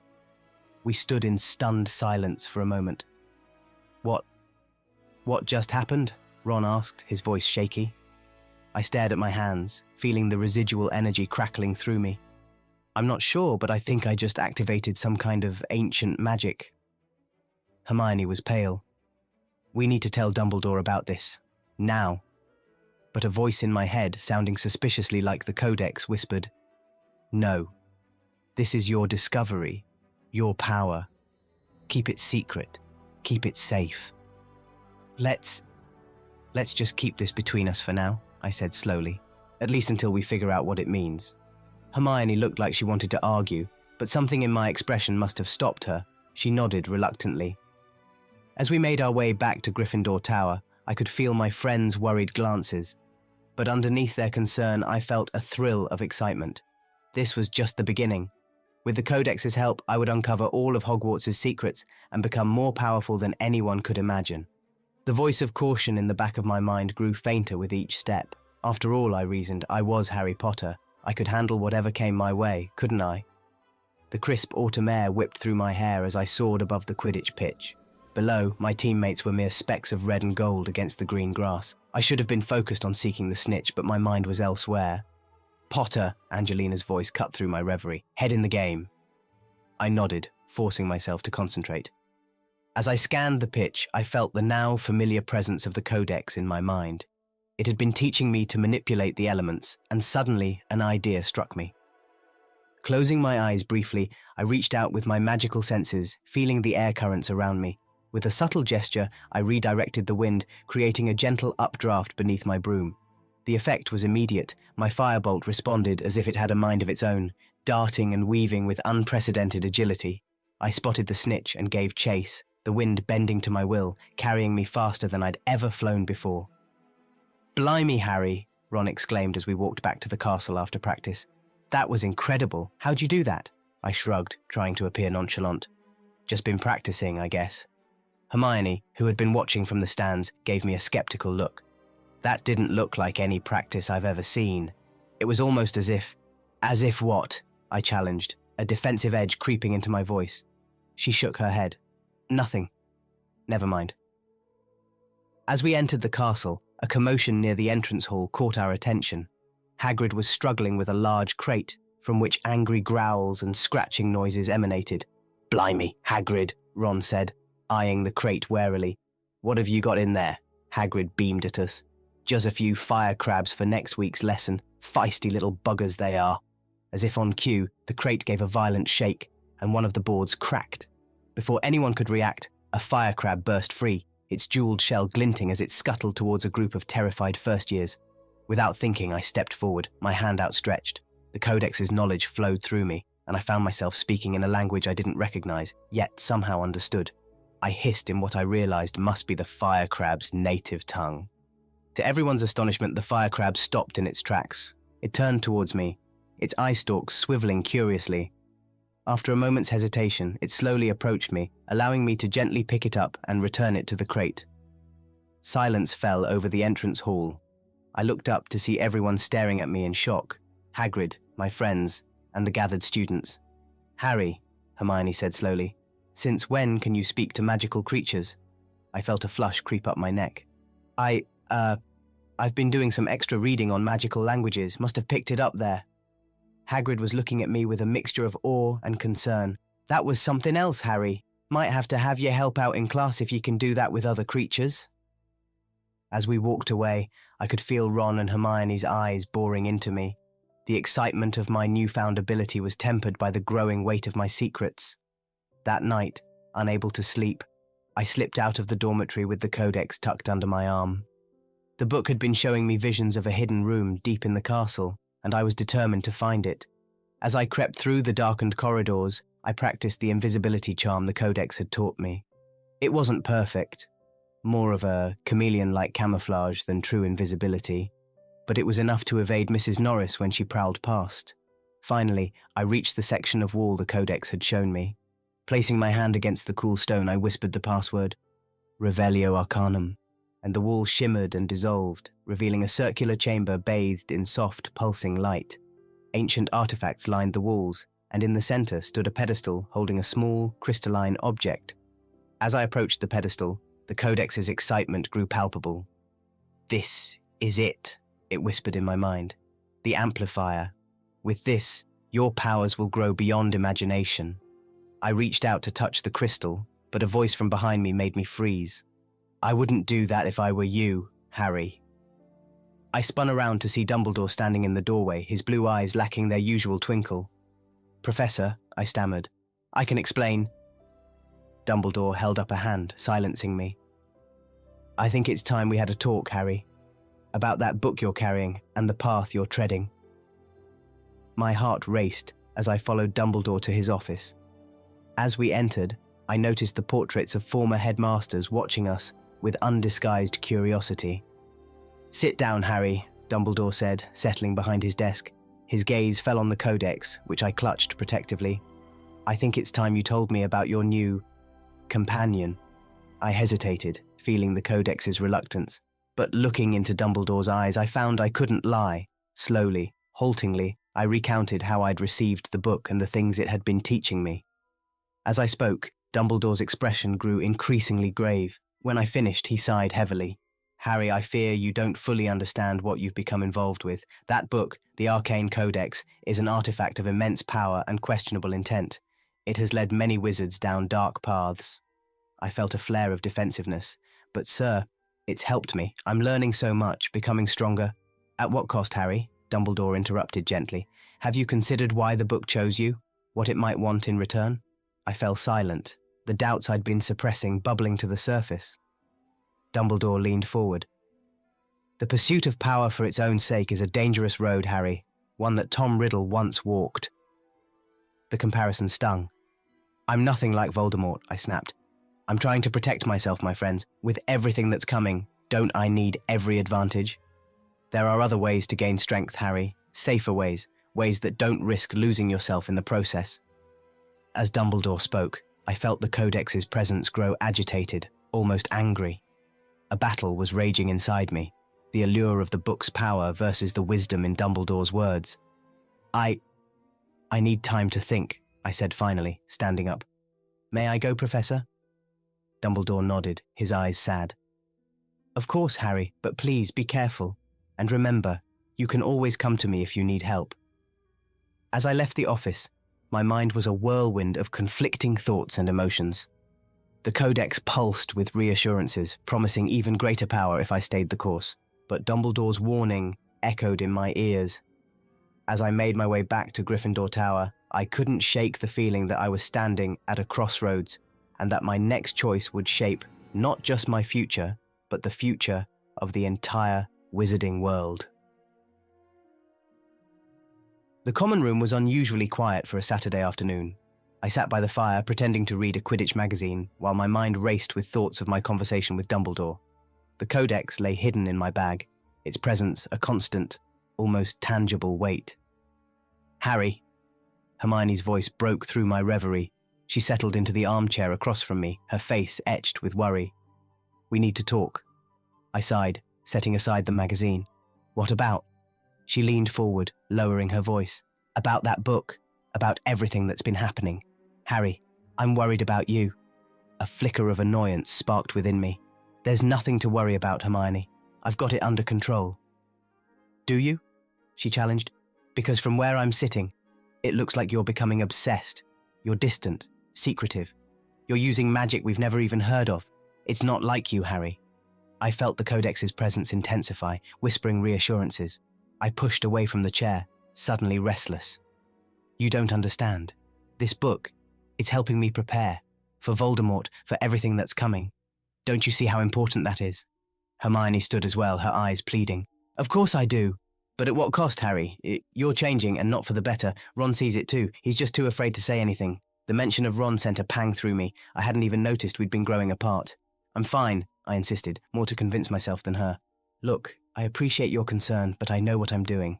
Now, if you'll excuse me, I have some studying to do. I grabbed my bag and headed for the portrait hole, ignoring Hermione's hurt expression. As I climbed out, I heard her call after me. Just remember, we're here for you, Harry. Always.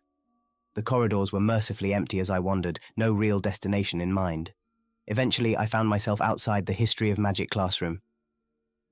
A glance at my watch showed I was early for our lesson, but I entered anyway, grateful for the solitude. As I settled into my usual seat, I felt the Codex's familiar pull. Almost without thinking, I drew it from my bag and opened it. Words flowed across the page. You mustn't let them deter you, Harry. They don't understand the power you're gaining, the good you could do with it. I nodded, feeling a sense of calm wash over me. The book was right, they just didn't understand. Students began to file in, and I quickly hid the Codex. As Professor Binns droned on about goblin rebellions, I found my mind wandering. The book had been teaching me about magical history too, filling in gaps and providing context Binns never touched on. Suddenly, a question cut through my thoughts. Mr. Potter, Binns said, his ghostly eyes fixed on me. Perhaps you can tell us about the consequences of the Wizards' Council's decision in 1269. I blinked, caught off guard. But then, information began to flow into my mind, as if the Codex was feeding me the answer. The Wizards' Council's decision to restrict the use of memory charms on Muggles led to a surge in witch hunts across Europe. I began, the words coming easily. This, in turn, prompted the creation of the International Statute of Wizarding Secrecy a few centuries later. The classroom fell silent. Even Binns looked surprised. That's correct, Mr. Potter. 5 points to Gryffindor. Now, as I was saying, As Binns resumed his lecture, I caught Hermione staring at me, her expression a mix of shock and suspicion. I avoided her gaze, a small part of me feeling guilty for the deception. After class, I hurried out, hoping to avoid questions. But as I rounded a corner, I nearly collided with Neville, who was backing away from Malfoy and his cronies. "Watch where you're going, Longbottom," Malfoy sneered, shoving Neville against the wall. Before I knew what I was doing, I had my wand out. "Leave him alone, Malfoy." Malfoy turned, his eyes glinting maliciously. "Well, if it isn't St. Potter, come to save the day. What are you going to do? Bore me with another history lesson?" I felt anger surge through me, amplified by the Codex's presence. Knowledge of a dozen curses flashed through my mind, each more potent than the last. "I said, leave him alone," I repeated, my voice low and dangerous. Something in my tone must have registered because Malfoy's smirk faltered. He took a step back, trying to maintain his bravado. "Come on," he muttered to Crabbe and Goyle. "We've got better things to do." As they skulked away, I turned to Neville. "You all right?" He nodded, looking at me with a mixture of gratitude and unease. "Thanks, Harry. That was intense. For a moment there, I thought you might actually curse him." The realization of how close I'd come to doing just that hit me like a bucket of cold water. "Yeah, well, he had it coming," I muttered, trying to shake off the feeling. Just then, Professor McGonagall rounded the corner. Her eyes narrowed as she took in the scene. "Is everything all right here, gentlemen?" "Fine, Professor," I said quickly. "Just a misunderstanding." She looked unconvinced, but nodded. "Very well, Mr. Potter. A word, if you please." As Neville scurried away, I followed McGonagall to her office, a sense of dread growing in the pit of my stomach. "Sit down, Potter," she said, her tone uncharacteristically gentle. "I've been hearing concerns from some of your professors and classmates. Your sudden increase in magical knowledge and ability, while impressive, is somewhat alarming." I shifted uncomfortably in my seat. "I've just been studying hard, Professor." McGonagall's piercing gaze seemed to see right through me. "Harry," she said, dropping formalities, "if there's anything you need to talk about, anything at all, my door is always open. We're here to help you, not hinder you." For a moment, I was tempted to confess everything, but the Codex's presence surged, reminding me of the power I'd gained, the good I could do. "I appreciate that, Professor," I said, standing up, "but really everything's fine. May I go?" She sighed, a flicker of disappointment crossing her face. "Very well, Potter, but remember what I said." As I left her office, my mind was a whirlwind of conflicting emotions. Part of me knew that Hermione, McGonagall, and Dumbledore had valid concerns, but another part, growing stronger by the day, whispered that they simply couldn't understand. I was becoming more powerful, more capable of facing the challenges ahead. And yet, as I made my way back to Gryffindor Tower, a small voice in the back of my mind wondered, at what point does the pursuit of power become a danger in itself? And how close was I to crossing that line? The library was quiet, save for the occasional rustle of turning pages and the scratch of quills on parchment. I sat at a secluded table, the Codex open before me, absorbing its knowledge. Lately, I'd been spending more time here than in the Gryffindor common room, avoiding the concerned glances and whispered conversations that seemed to follow me everywhere. A loud thump startled me out of my concentration. I looked up to see Hermione dropping a massive, dusty tome onto the table. "Found it," she said, a triumphant gleam in her eyes. I quickly closed the Codex, sliding it under my other books. "Found what?" Hermione sat down, her expression a mix of excitement and apprehension. "Information about your book, Harry. It wasn't easy. I had to get special permission from Madame Pince to access the restricted section. But it's all here." My heart raced. Part of me was curious, eager to learn more about the Codex's origins. But another part, the part that had grown stronger with each passing day, whispered that this was dangerous, that Hermione was trying to take away my power. "The Arcane Codex," Hermione read in a hushed voice, "is a legendary artifact of immense magical power. Created by the dark wizard Echrisdis in the 15th century, it is said to contain vast magical knowledge and the ability to enhance the user's magical abilities. However, the book is also rumored to have a will of its own, slowly corrupting its user and bending them to its own mysterious purposes." I felt a chill run down my spine. "That's interesting," I managed, trying to keep my voice neutral. Hermione looked up at me, her eyes pleading. Don't you see, Harry? This book is dangerous. It's changing you. We need to tell Dumbledore, get rid of it before... No, I said, more forcefully than I intended. Several nearby students looked up, startled. I lowered my voice. No, Hermione, you don't understand. This book is helping me. I'm learning things, becoming stronger. I need this power to face Voldemort. But at what cost? Hermione pressed. Harry, please, we're worried about you. Ron, Ginny, even Neville. They've all noticed the change in you. You're not yourself anymore. I stood up abruptly, gathering my books. I'm fine, Hermione. Better than fine. And I don't need you or anyone else trying to hold me back. As I stormed out of the library, I could feel Hermione's hurt gaze following me. A pang of guilt shot through me, but I pushed it aside. They just didn't understand. Couldn't understand.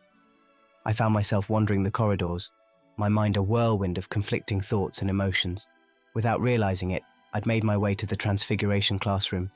It was empty, the late afternoon sun casting long shadows across the desks. Seeking a distraction, I pulled out my wand and focused on a nearby desk. The Codex had been teaching me advanced transfiguration, far beyond what we learned in class.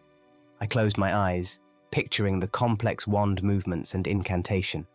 When I opened my eyes, the desk was gone. In its place stood a magnificent phoenix, its feathers shimmering with an otherworldly light. It trilled a soft, haunting melody that seemed to resonate with the very stones of the castle. Remarkable, Mr. Potter. I spun around to see Professor McGonagall standing in the doorway, her eyes wide with astonishment. Professor, She held up a hand, silencing me. That level of transfiguration is far beyond NEWT level, Harry. Far beyond most fully qualified wizards, in fact. Her gaze sharpened. How did you do it? I hesitated, the Codex's presence urging me to keep its secrets. I've been studying, Professor, pushing myself. McGonagall's expression softened slightly. Harry, your talents have always been impressive, but this is unprecedented. I hope you understand why it might be cause for concern. I felt a flash of anger. Concern? Shouldn't you be pleased that I'm excelling? Under normal circumstances, yes, she said carefully. But these are not normal circumstances, are they, Mr. Potter? Before I could respond, a commotion in the hallway drew our attention. Peeves zoomed past, cackling madly, followed by an irate Filch. In the chaos, I seized the opportunity to slip away, my heart pounding. That evening, I found myself in the room of requirement, seeking solitude. The room had transformed into a vast, circular chamber, reminiscent of the hidden room I'd discovered weeks ago. Ancient artifacts lined the walls, and in the center stood a pedestal holding a small, crystalline object, the amplifier. The Codex thrummed with excitement as I approached the pedestal. This is it whispered in my mind. With this, you can unlock your true potential. Show them all how powerful you've become. I reached out, my fingers inches from the crystal's surface, but then, unbidden, Hermione's words echoed in my mind. At what cost, Harry? I hesitated, torn between desire and doubt. Suddenly, the room shifted, and I found myself surrounded by swirling mist. Shapes began to form, visions of possible futures. In one, I saw myself standing triumphant over a defeated Voldemort, the wizarding world safe at last. In another, I saw a darker version of myself, eyes glowing with unnatural power, my friends cowering before me. Choose, the Codex urged. Embrace your destiny. My hand trembled, inches from the amplifier. The fate of the wizarding world, my own fate, hung in the balance. Just then, a new voice cut through the visions, warm, familiar, and tinged with sadness. Harry, my boy, what have you done? The mist cleared, revealing Dumbledore standing in the doorway, his blue eyes filled with concern and disappointment. Professor, I gasped, stumbling back from the pedestal. I didn't... Dumbledore approached slowly, his gaze moving from me to the Codex to the amplifier. I had hoped it wouldn't come to this, he said softly. But I see now that I've failed you, Harry. I should have seen the signs earlier, should have done more to protect you from this temptation. I felt a surge of defiance. Protect me.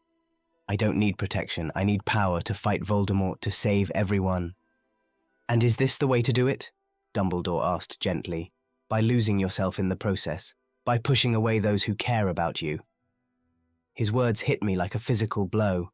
For the first time in weeks, I felt the fog of the Codex's influence lifting, allowing doubt and regret to seep in. I don't know what to do, I admitted, my voice barely above a whisper. Dumbledore placed a comforting hand on my shoulder. The first step, Harry, is to admit that we need help. Now, shall we discuss this book of yours and find a way forward together? As I nodded, tears stinging my eyes, I felt a glimmer of hope. The path ahead would be difficult, but for the first time in a long while, I didn't feel alone. The Codex pulsed angrily in my hands, but its influence seemed weaker now. As Dumbledore led me from the room, I knew that the real battle, the battle for my very soul, was only just beginning. The Gryffindor common room was in chaos when I awoke. Furniture was overturned, books and parchments scattered everywhere, and a group of bewildered first years huddled in a corner, whispering frantically. "What happened here?" I asked, my voice thick with sleep. Neville approached me, his face pale. "It was you, Harry. You were sleepwalking, casting spells in your sleep." A chill ran down my spine as fragmented memories of the night before flashed through my mind. The Codex had been whispering to me in my dreams, teaching me new incantations. Had I really performed them unconsciously? I'm sorry, I stammered, looking around at the destruction. "I didn't mean to—" "It's okay, mate," Ron interrupted, clapping a hand on my shoulder. "We know you didn't do it on purpose, but maybe we should talk to McGonagall about this." I shook my head vehemently. "No, I can handle it. It won't happen again." As I helped clean up the mess, I could feel the weight of concerned stares on my back. The Codex pulsed in my bag, almost smugly. Later that day, I found myself alone in an abandoned classroom, the Codex open before me. It had been showing me a ritual promising to enhance my magical core. The potential power was tempting, but a nagging doubt held me back. "Harry!" Ron's voice made me jump. He stood in the doorway, eyeing the book warily. "What are you doing?" I hesitated, then decided to be honest. "The book, it's showing me a way to make my magic stronger. A ritual." Ron's eyes widened. "Blimey, Harry, that sounds dangerous. Are you sure about this?" The Codex's presence intensified, urging me forward. "I have to do this, Ron. With Voldemort out there, I need every advantage I can get." Despite Ron's objections, I began the ritual. As I chanted the words the Codex provided, I felt a surge of power coursing through me. The air crackled with energy, and for a moment I thought I saw fear flash across Ron's face. When it was over, I felt different. Stronger, certainly, but also somehow less myself. "Harry," Ron's voice sounded distant. "Your eyes, they look different." Before I could respond, a commotion in the hallway drew our attention. It was time for defense against the dark arts. As we filed into the classroom, Professor Lupin announced we'd be facing a boggart again. "For practice," he said with a smile. "You've all improved so much. I thought it would be interesting to see how your fears might have changed." When it was my turn, I stepped forward confidently. The boggart shifted, and I raised my wand, ready to cast Ridiculous. But what appeared before me made my blood run cold. It was me, but not me. This version of myself had glowing, inhuman eyes. Dark tendrils of magic swirled around it, and its mouth was curved in a cruel smile. The boggart Harry raised its wand, pointing it at my friends. Ridiculous!" I stammered, but nothing happened. The boggart Harry's smile widened. "Harry!" Lupin's voice cut through my panic. "Focus!" With a supreme effort, I forced myself to concentrate. "Ridiculous!" This time the spell worked, turning the terrifying version of myself into a deflating balloon. As it whooshed around the room, I caught Hermione's eye. The look of horror on her face mirrored my own inner turmoil. After class, Lupin held me back. "Harry, is everything all right? That was quite an unusual form for your boggart to take." I nodded, not meeting his eyes. "I'm fine, Professor. Just stressed about exams, I suppose." He didn't look convinced, but let me go with a reminder that his door was always open if I needed to talk. That evening, I received a summons to Dumbledore's office. As I climbed the spiral staircase, I felt a mix of dread and defiance. The Codex whispered reassurances, reminding me of my newfound power. "Ah, Harry," Dumbledore said as I entered. His blue eyes seemed to pierce right through me. "Please, sit down. Lemon drop?" I declined, perching on the edge of the chair. "You wanted to see me, Professor?" Dumbledore steepled his fingers, regarding me over his half-moon spectacles. Yes, Harry. I've been hearing concerning reports about sudden spikes in your magical abilities, about incidents of uncontrolled magic. I was hoping we could discuss what's been happening. I felt a flash of anger. Why couldn't they see I was just trying to prepare myself? There's nothing to discuss, Professor. I've just been studying hard, that's all. Harry, Dumbledore's voice was gentle but firm. You know as well as I do that this goes beyond mere studying. The magic you've been displaying, it's not natural for a wizard your age. I'm worried about the source of this power and what it might be costing you. The Codex's presence surged, filling me with indignation. So what if it's not natural? I snapped. I need this power to fight Voldemort, to protect my friends. Why is everyone so determined to hold me back? Dumbledore's expression saddened. We're not trying to hold you back, Harry. We're trying to protect you. Power, when gained too quickly, or from questionable sources, often comes with a heavy price. As he spoke, I felt a sudden, searing pain in my scar. A vision flashed before my eyes. Voldemort, his red eyes gleaming with malice, reaching out towards me. No, not towards me. Towards the Codex. I gasped, clutching my head. Dumbledore was at my side in an instant. Harry, what did you see? The vision faded, leaving me shaken. Voldemort, I whispered. He wants the book. My book. Dumbledore's face grew grave. Then it's as I feared. Harry, I think it's time you told me everything about this book of yours. Where did you get it? What exactly has it been teaching you? For a moment, I was tempted to confess everything, but the Codex's influence was strong, whispering promises of power and victory. I'm sorry, Professor, I said, standing up, but I can handle this on my own. I don't need your help. As I left Dumbledore's office, I could feel the weight of his disappointed gaze on my back, but I pushed the guilt aside. They didn't understand, couldn't understand. With the Codex's power, I could defeat Voldemort once and for all. And if I had to lose a part of myself in the process, well, wasn't that a small price to pay for the safety of the wizarding world? As I made my way back to Gryffindor Tower, the shadows seemed to grow longer, darker, or perhaps it was just my imagination. After all, what did I have to fear? I was growing stronger every day, wasn't I?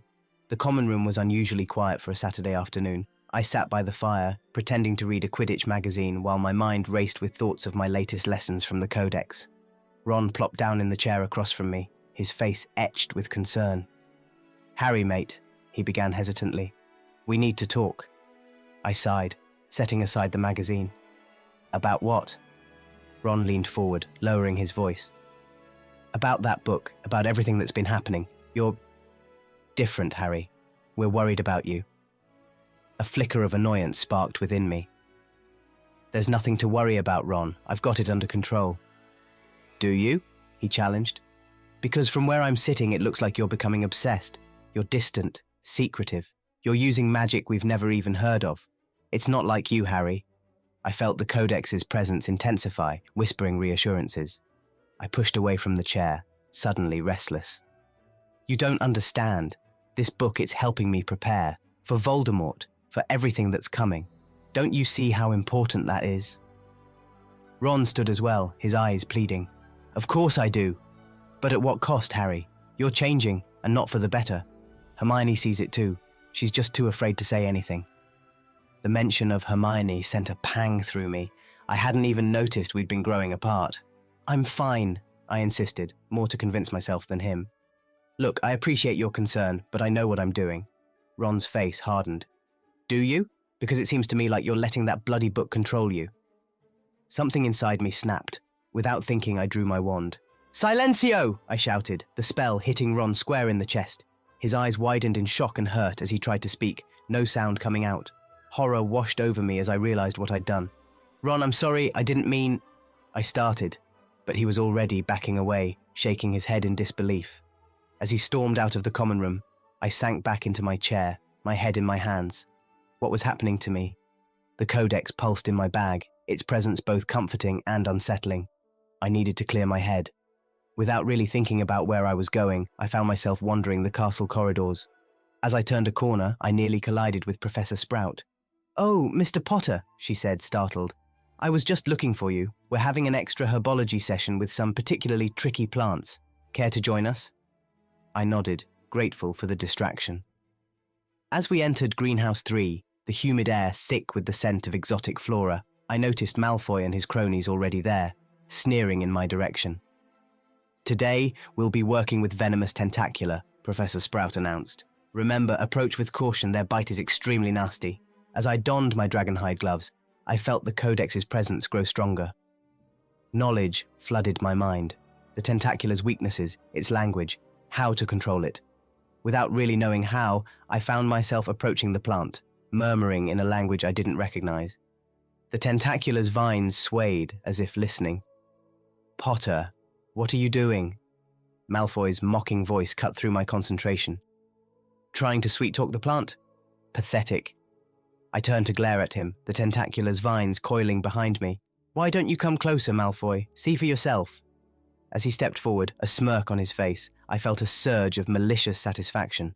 With a subtle gesture, I commanded the tentacula to strike.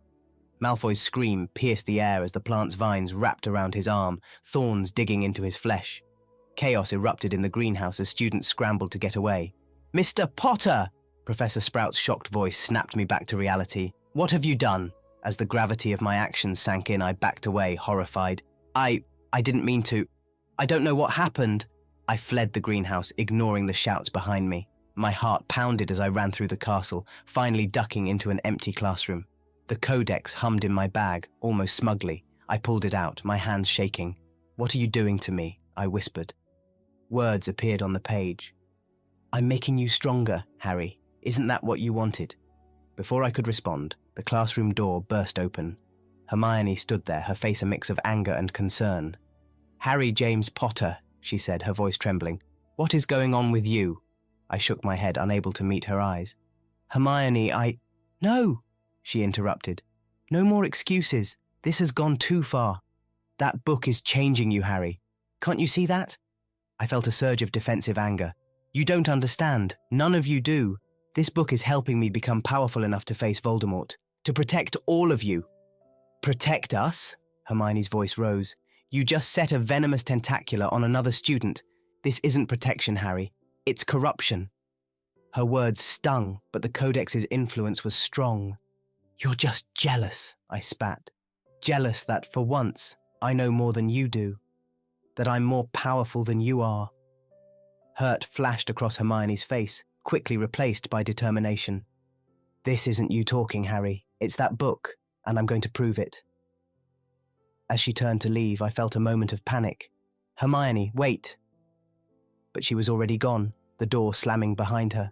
I slumped against the wall, emotions warring within me. Part of me knew Hermione was right, that I was losing control. But another part, growing stronger by the day, whispered that I was on the right path, that with the Codex's power, I could protect everyone I cared about.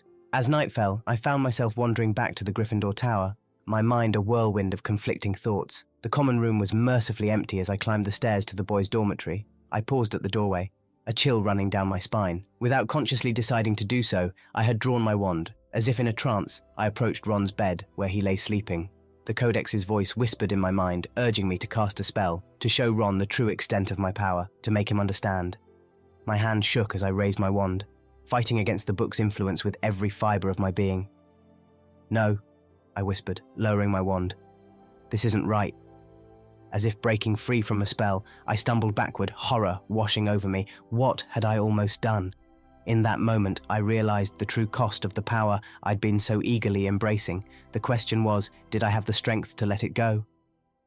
I stood before the gargoyle guarding Dumbledore's office, my heart pounding. The Codex pulsed angrily in my bag, urging me to turn back, but I steeled myself and spoke the password. Acid pops. As I ascended the spiral staircase, doubts gnawed at me. Was I really going to confess everything? But the memory of nearly attacking Ron in his sleep steeled my resolve. This had gone too far. Come in, Harry, Dumbledore's voice called before I could knock. I entered to find him standing by Fawkes's perch, a grave expression on his face. Sir, I began, my voice shaking slightly. I need help. There's something I haven't been telling you. I poured out the whole story, finding the book, the incredible magic it had taught me, and the growing sense that it was controlling my actions. Dumbledore listened silently, his blue eyes never leaving my face. When I finished, he sighed heavily. I had feared something like this. Harry, what you've encountered is no ordinary spellbook. It's an artifact of immense power and terrible purpose. He gestured for me to sit and took his place behind the desk. The Arcane Codex was created centuries ago by a wizard named Echrizdis. He sought to push the boundaries of magic, to gain power beyond imagining, but in doing so, he delved into magics that corrupted his very soul. I felt a chill run down my spine. What happened to him? He became a monster, Dumbledore said softly, neither fully alive nor dead, consumed by the very power he sought to control. The Codex contains his essence, always seeking a new host to possess and continue its dark work. The realization hit me like a physical blow. It's been trying to possess me, all this time. Dumbledore nodded gravely. I'm afraid so, Harry, but the fact that you've resisted its full control, that you've come to me for help, that shows remarkable strength of character. I slumped in my chair, overwhelmed. What do we do now? Now, Dumbledore said, standing. We confront the Codex directly. Are you prepared for that, Harry? Despite my fear, I nodded. Yes, sir. Dumbledore drew his wand. Then let us begin. Place the book on the desk. With trembling hands, I retrieved the Codex from my bag. The moment it touched the desk, it flew open, pages flipping wildly as angry words scrawled across them. Fool boy, the text read. You would throw away all I've given you? All the power I've offered? That's enough, Dumbledore said firmly. He began to chant in a language I didn't recognize, his wand tracing complex patterns in the air. The office around us faded away, replaced by a swirling vortex of memories and magic. I saw flashes of my time with the Codex, learning spells, uncovering secrets, the rush of power I'd felt. This is what you're giving up, the Codex's voice echoed around us. You'll be weak, vulnerable. Is that what you want, Harry Potter? I faltered, the temptation to give in almost overwhelming. But then I saw other memories, the fear in my friend's eyes, the damage I'd caused, the person I was becoming. No, I said firmly. I don't want your power. Not at this price. Dumbledore's chanting grew louder, and suddenly we were plunging deeper into the Codex's consciousness. I saw flashes of its history, the twisted face of Echrizdis as he poured his soul into the book, the countless wizards it had corrupted over the centuries. You see now, Harry, Dumbledore's voice cut through the chaos.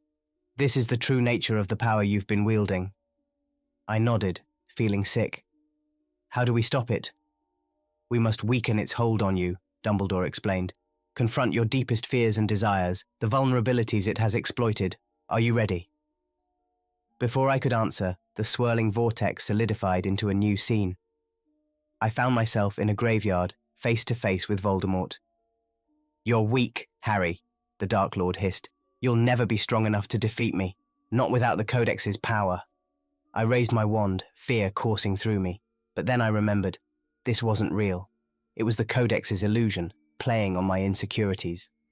You're wrong, I said, surprised by the steadiness in my voice. I don't need dark magic to be strong. I have something you'll never understand. Love, friendship, real loyalty. The false Voldemort snarled and lunged at me, but I stood my ground. As his hand touched me, he dissolved into smoke. The scene shifted again and again. I faced down Uncle Vernon's abuse, stood up to Snape's bullying, confronted the fear of losing my friends. With each challenge, I felt the Codex's hold on me weakening. Finally, I found myself back in Dumbledore's office, gasping for breath. The Codex lay smoking on the desk, its pages blank. Well done, Harry, Dumbledore said, looking exhausted but proud. You've faced your demons and come out stronger for it. I slumped in my chair, drained but relieved. Is it over? Is the Codex dead? Dumbledore shook his head. Not dead, but greatly weakened. Its hold over you is broken. However, we must still decide what to do with it. Such knowledge cannot simply be destroyed, but neither can it be allowed to corrupt others. Before I could respond, the office door burst open. Ron and Hermione tumbled in, looking frantic. Harry, Hermione cried. We've been so worried. We did it.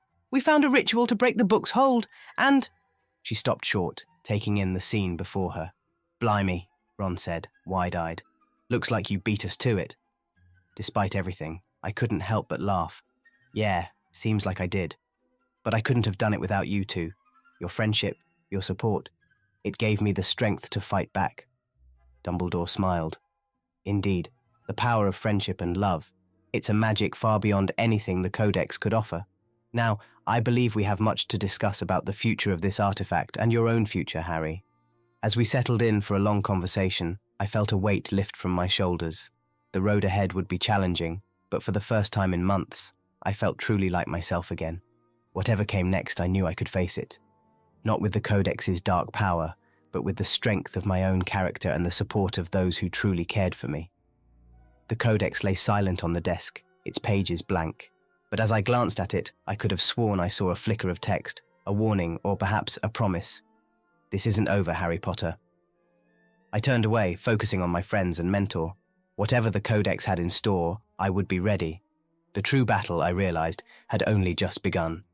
The castle was eerily quiet as I crept through the corridors, the Marauder's map clutched in one hand, my wand in the other. The Codex pulsed angrily in my bag, its malevolent energy seeping into the air around me. "Harry!" Hermione's urgent whisper made me jump. She and Ron emerged from behind a tapestry, their faces etched with worry. "We've been looking everywhere for you." "You shouldn't be here," I said, my voice harsher than I intended. "It's not safe." Ron's eyes narrowed. "And it's safe for you. Mate, you look terrible. Let us help you." I opened my mouth to argue, but a sudden crash from the floor above cut me off. We exchanged alarmed glances and raced towards the sound. As we rounded the corner, I skidded to a halt, my blood running cold. A suit of armor was moving of its own accord, its metal joints creaking as it turned to face us.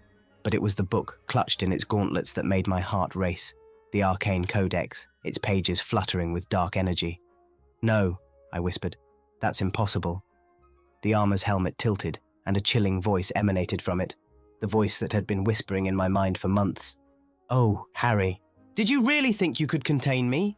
I am power incarnate." With a wave of its arm, the armor sent a blast of energy towards us. I reacted instinctively, throwing up a shield charm. The force of the impact sent me staggering back. "Run!" I shouted to Ron and Hermione. "Get help!"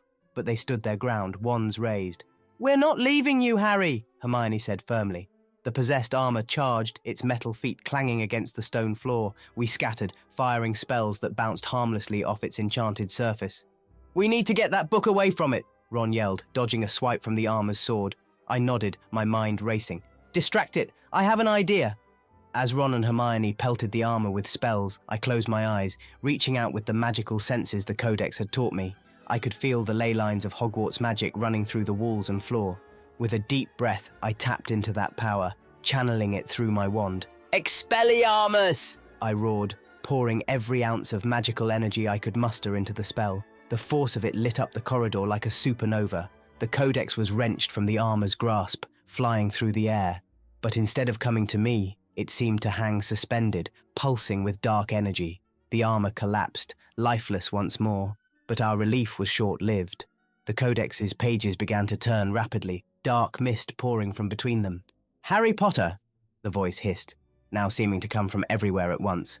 "You've been a worthy vessel, but your resistance has grown tiresome. It's time you embraced your true potential, or be destroyed."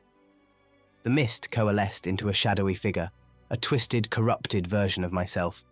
Its eyes glowed with an unnatural light, and dark energy crackled around it. "Blimey," Ron breathed. "Harry, what is that thing?" I swallowed hard. "It's the Codex, or rather, the consciousness inside it, the one that's been influencing me." The Shadow Harry smiled, the expression chilling on its familiar yet wrong face. "Influencing?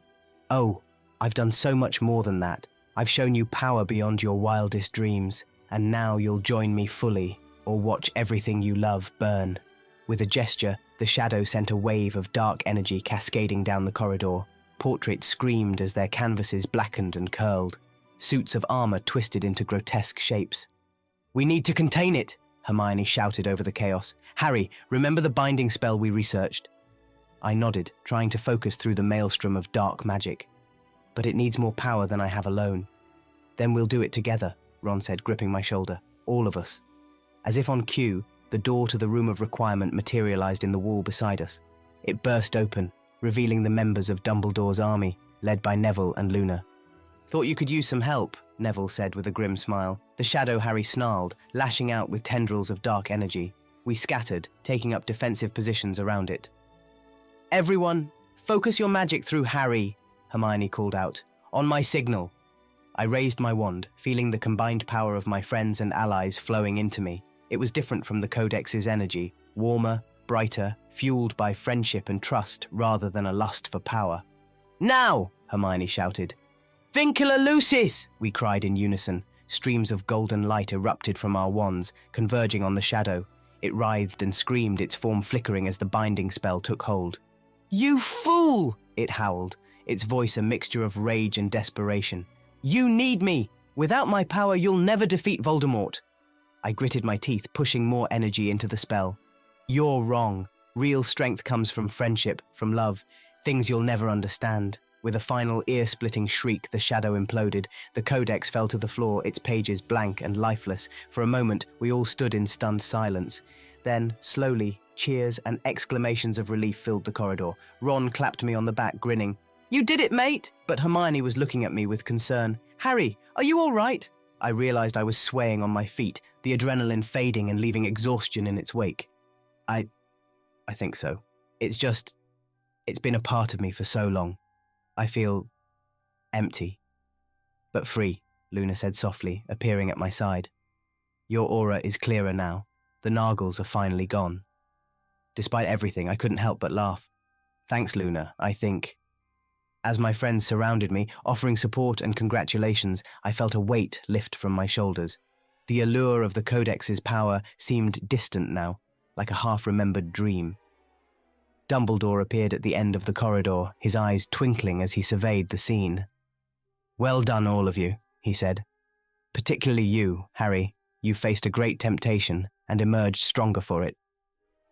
I nodded, feeling a mix of pride and lingering shame. What will happen to the Codex now, sir? Dumbledore's expression turned grave. It will be secured in the Department of Mysteries, where it can be studied safely. But for now, I think you and your friends have earned some rest, and perhaps a celebratory feast. As we made our way to the Great Hall, surrounded by my friends and fellow DA members, I felt a sense of peace I hadn't experienced in months. The road ahead was still uncertain, with Voldemort and his followers looming on the horizon. But I knew now that I didn't need to face those challenges alone, or with the aid of dark artifacts. True power, I realized, came from the bonds we forged with others, and in that, I was richer than I'd ever been. The morning sun streamed through the windows of Dumbledore's office, casting long shadows across the room. I sat across from the headmaster, the arcane codex lying inert on the desk between us. After the chaotic events of the past few days, the quiet was almost unsettling. How are you feeling, Harry? Dumbledore asked, his blue eyes studying me intently. I ran a hand through my hair, exhaustion seeping into my bones. Honestly, sir, I'm not sure. It's like waking up from a long dream. Or maybe a nightmare. Dumbledore nodded, a look of understanding crossing his face. The allure of power can be intoxicating, Harry. Many great wizards have fallen prey to its siren song. The fact that you were able to break free speaks volumes about your character. His words brought little comfort. But I almost didn't, Professor. If my friends hadn't been there, if you hadn't intervened, I could have become something terrible. Yet you didn't, Dumbledore said firmly. You chose to fight, Harry, to remain true to yourself. That is no small feat. I glanced at the Codex, feeling a mixture of longing and revulsion. What do we do with it now? We can't destroy it, can we? Dumbledore shook his head. No, I'm afraid not. Artifacts of such power are not easily unmade. However, I believe we can find a way to safely extract its knowledge without succumbing to its malevolent influence. He stood, moving to a cabinet and retrieving a strange, silvery device. This, Harry, is a magical essence extractor. With it, we can siphon the information from the Codex into a more benign form. For the next several hours we worked together, carefully drawing out the vast stores of magical knowledge contained within the book. It was painstaking work, requiring intense concentration. By the time we finished, the sun was setting, casting the office in a warm, orange glow. Excellent work, Harry, Dumbledore said, examining the shimmering vials of extracted memories and information. With this, we can enhance the library's resources without risking further corruption. I nodded, feeling a sense of accomplishment tinged with sadness. It's strange, sir. Part of me is glad it's over, but another part, I'll miss the power, the knowledge at my fingertips. Dumbledore placed a comforting hand on my shoulder. That, my boy, is the truest test of character. Not resisting temptation, but willingly giving up power for the greater good. You've shown remarkable strength today, Harry. As I left Dumbledore's office, my mind was a whirlwind of emotions. The corridors were quiet, most students already at dinner. I found myself wandering, eventually ending up in front of the room of requirement. Pacing back and forth, I focused on my need. A place to think, to come to terms with everything that had happened. The door materialized, and I stepped inside. The room had transformed into a cozy study with a crackling fireplace and comfortable armchairs. To my surprise, Ron and Hermione were already there, looking up at me with a mixture of concern and relief. "Harry," Hermione said, standing, "we've been so worried. Are you all right?" I hesitated, then nodded. "I think so, or at least I will be." I took a deep breath. "Listen, I owe you both an apology. The way I've been acting, the things I said..." Ron waved it off. "Water under the bridge, mate. We're just glad to have you back." "But how can you forgive me so easily?" I asked, sinking into an armchair. "I was horrible to you both. We know it wasn't really you, Harry," Hermione said gently. "It was the book's influence, and in the end, you fought it off. That's what matters." I felt a lump form in my throat. "I don't deserve friends like you." "Course you do," Ron said, grinning. "Someone's got to keep you out of trouble, right?" We spent the next hour talking, really talking, for the first time in weeks. I told them everything, about the Codex's temptations, the power I'd felt, the fear of losing control. They listened without judgment, offering support and understanding. As our conversation wound down, Hermione leaned forward, her expression serious. "Harry, what you've been through, it's bound to have lasting effects. Promise me you'll talk to someone if you're struggling. Dumbledore or McGonagall or us. You don't have to face this alone." I nodded, feeling a weight lift from my shoulders. "I promise." The next few days were a blur of activity. News of what had happened spread through the school like wildfire, though the details remained mercifully vague. I worked with Dumbledore and the other professors to strengthen Hogwarts' magical defenses, using insights gained from the Codex to patch vulnerabilities we'd never known existed. A week after the incident, Dumbledore called me to his office once more. "It's time, Harry," he said gravely. "We must ensure the Codex can never fall into the wrong hands again." We travelled to Gringotts, deep into the bowels of the bank where the highest security vaults were located. In a private ceremony, attended only by Dumbledore, myself, and a handful of trusted goblins, we sealed the Codex away. As the vault door clanged shut, I felt a chapter of my life closing with it. "Do you think it's really over, sir?" I asked as we made our way back to the surface.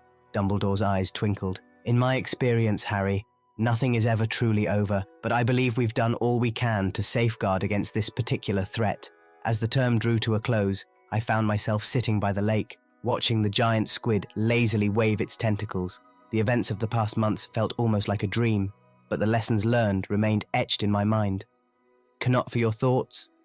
I looked up to see Ginny approaching, a gentle smile on her face. She sat down beside me, her presence comforting. Just thinking about everything that's happened," I said. "How close I came to losing myself." Ginny nodded, her eyes understanding. "But you didn't. You fought back, Harry. That's what matters." As we sat in companionable silence, watching the sun set over the lake, I felt a sense of peace settle over me. The road ahead was still uncertain, with Voldemort and his followers looming on the horizon. But I knew now that true strength didn't come from ancient artifacts or forbidden magic. It came from within, from the bonds of friendship and love, from the choices we make in the face of temptation. And whatever challenges lay ahead, I would face them as myself, just Harry. And somehow, I knew that would be enough.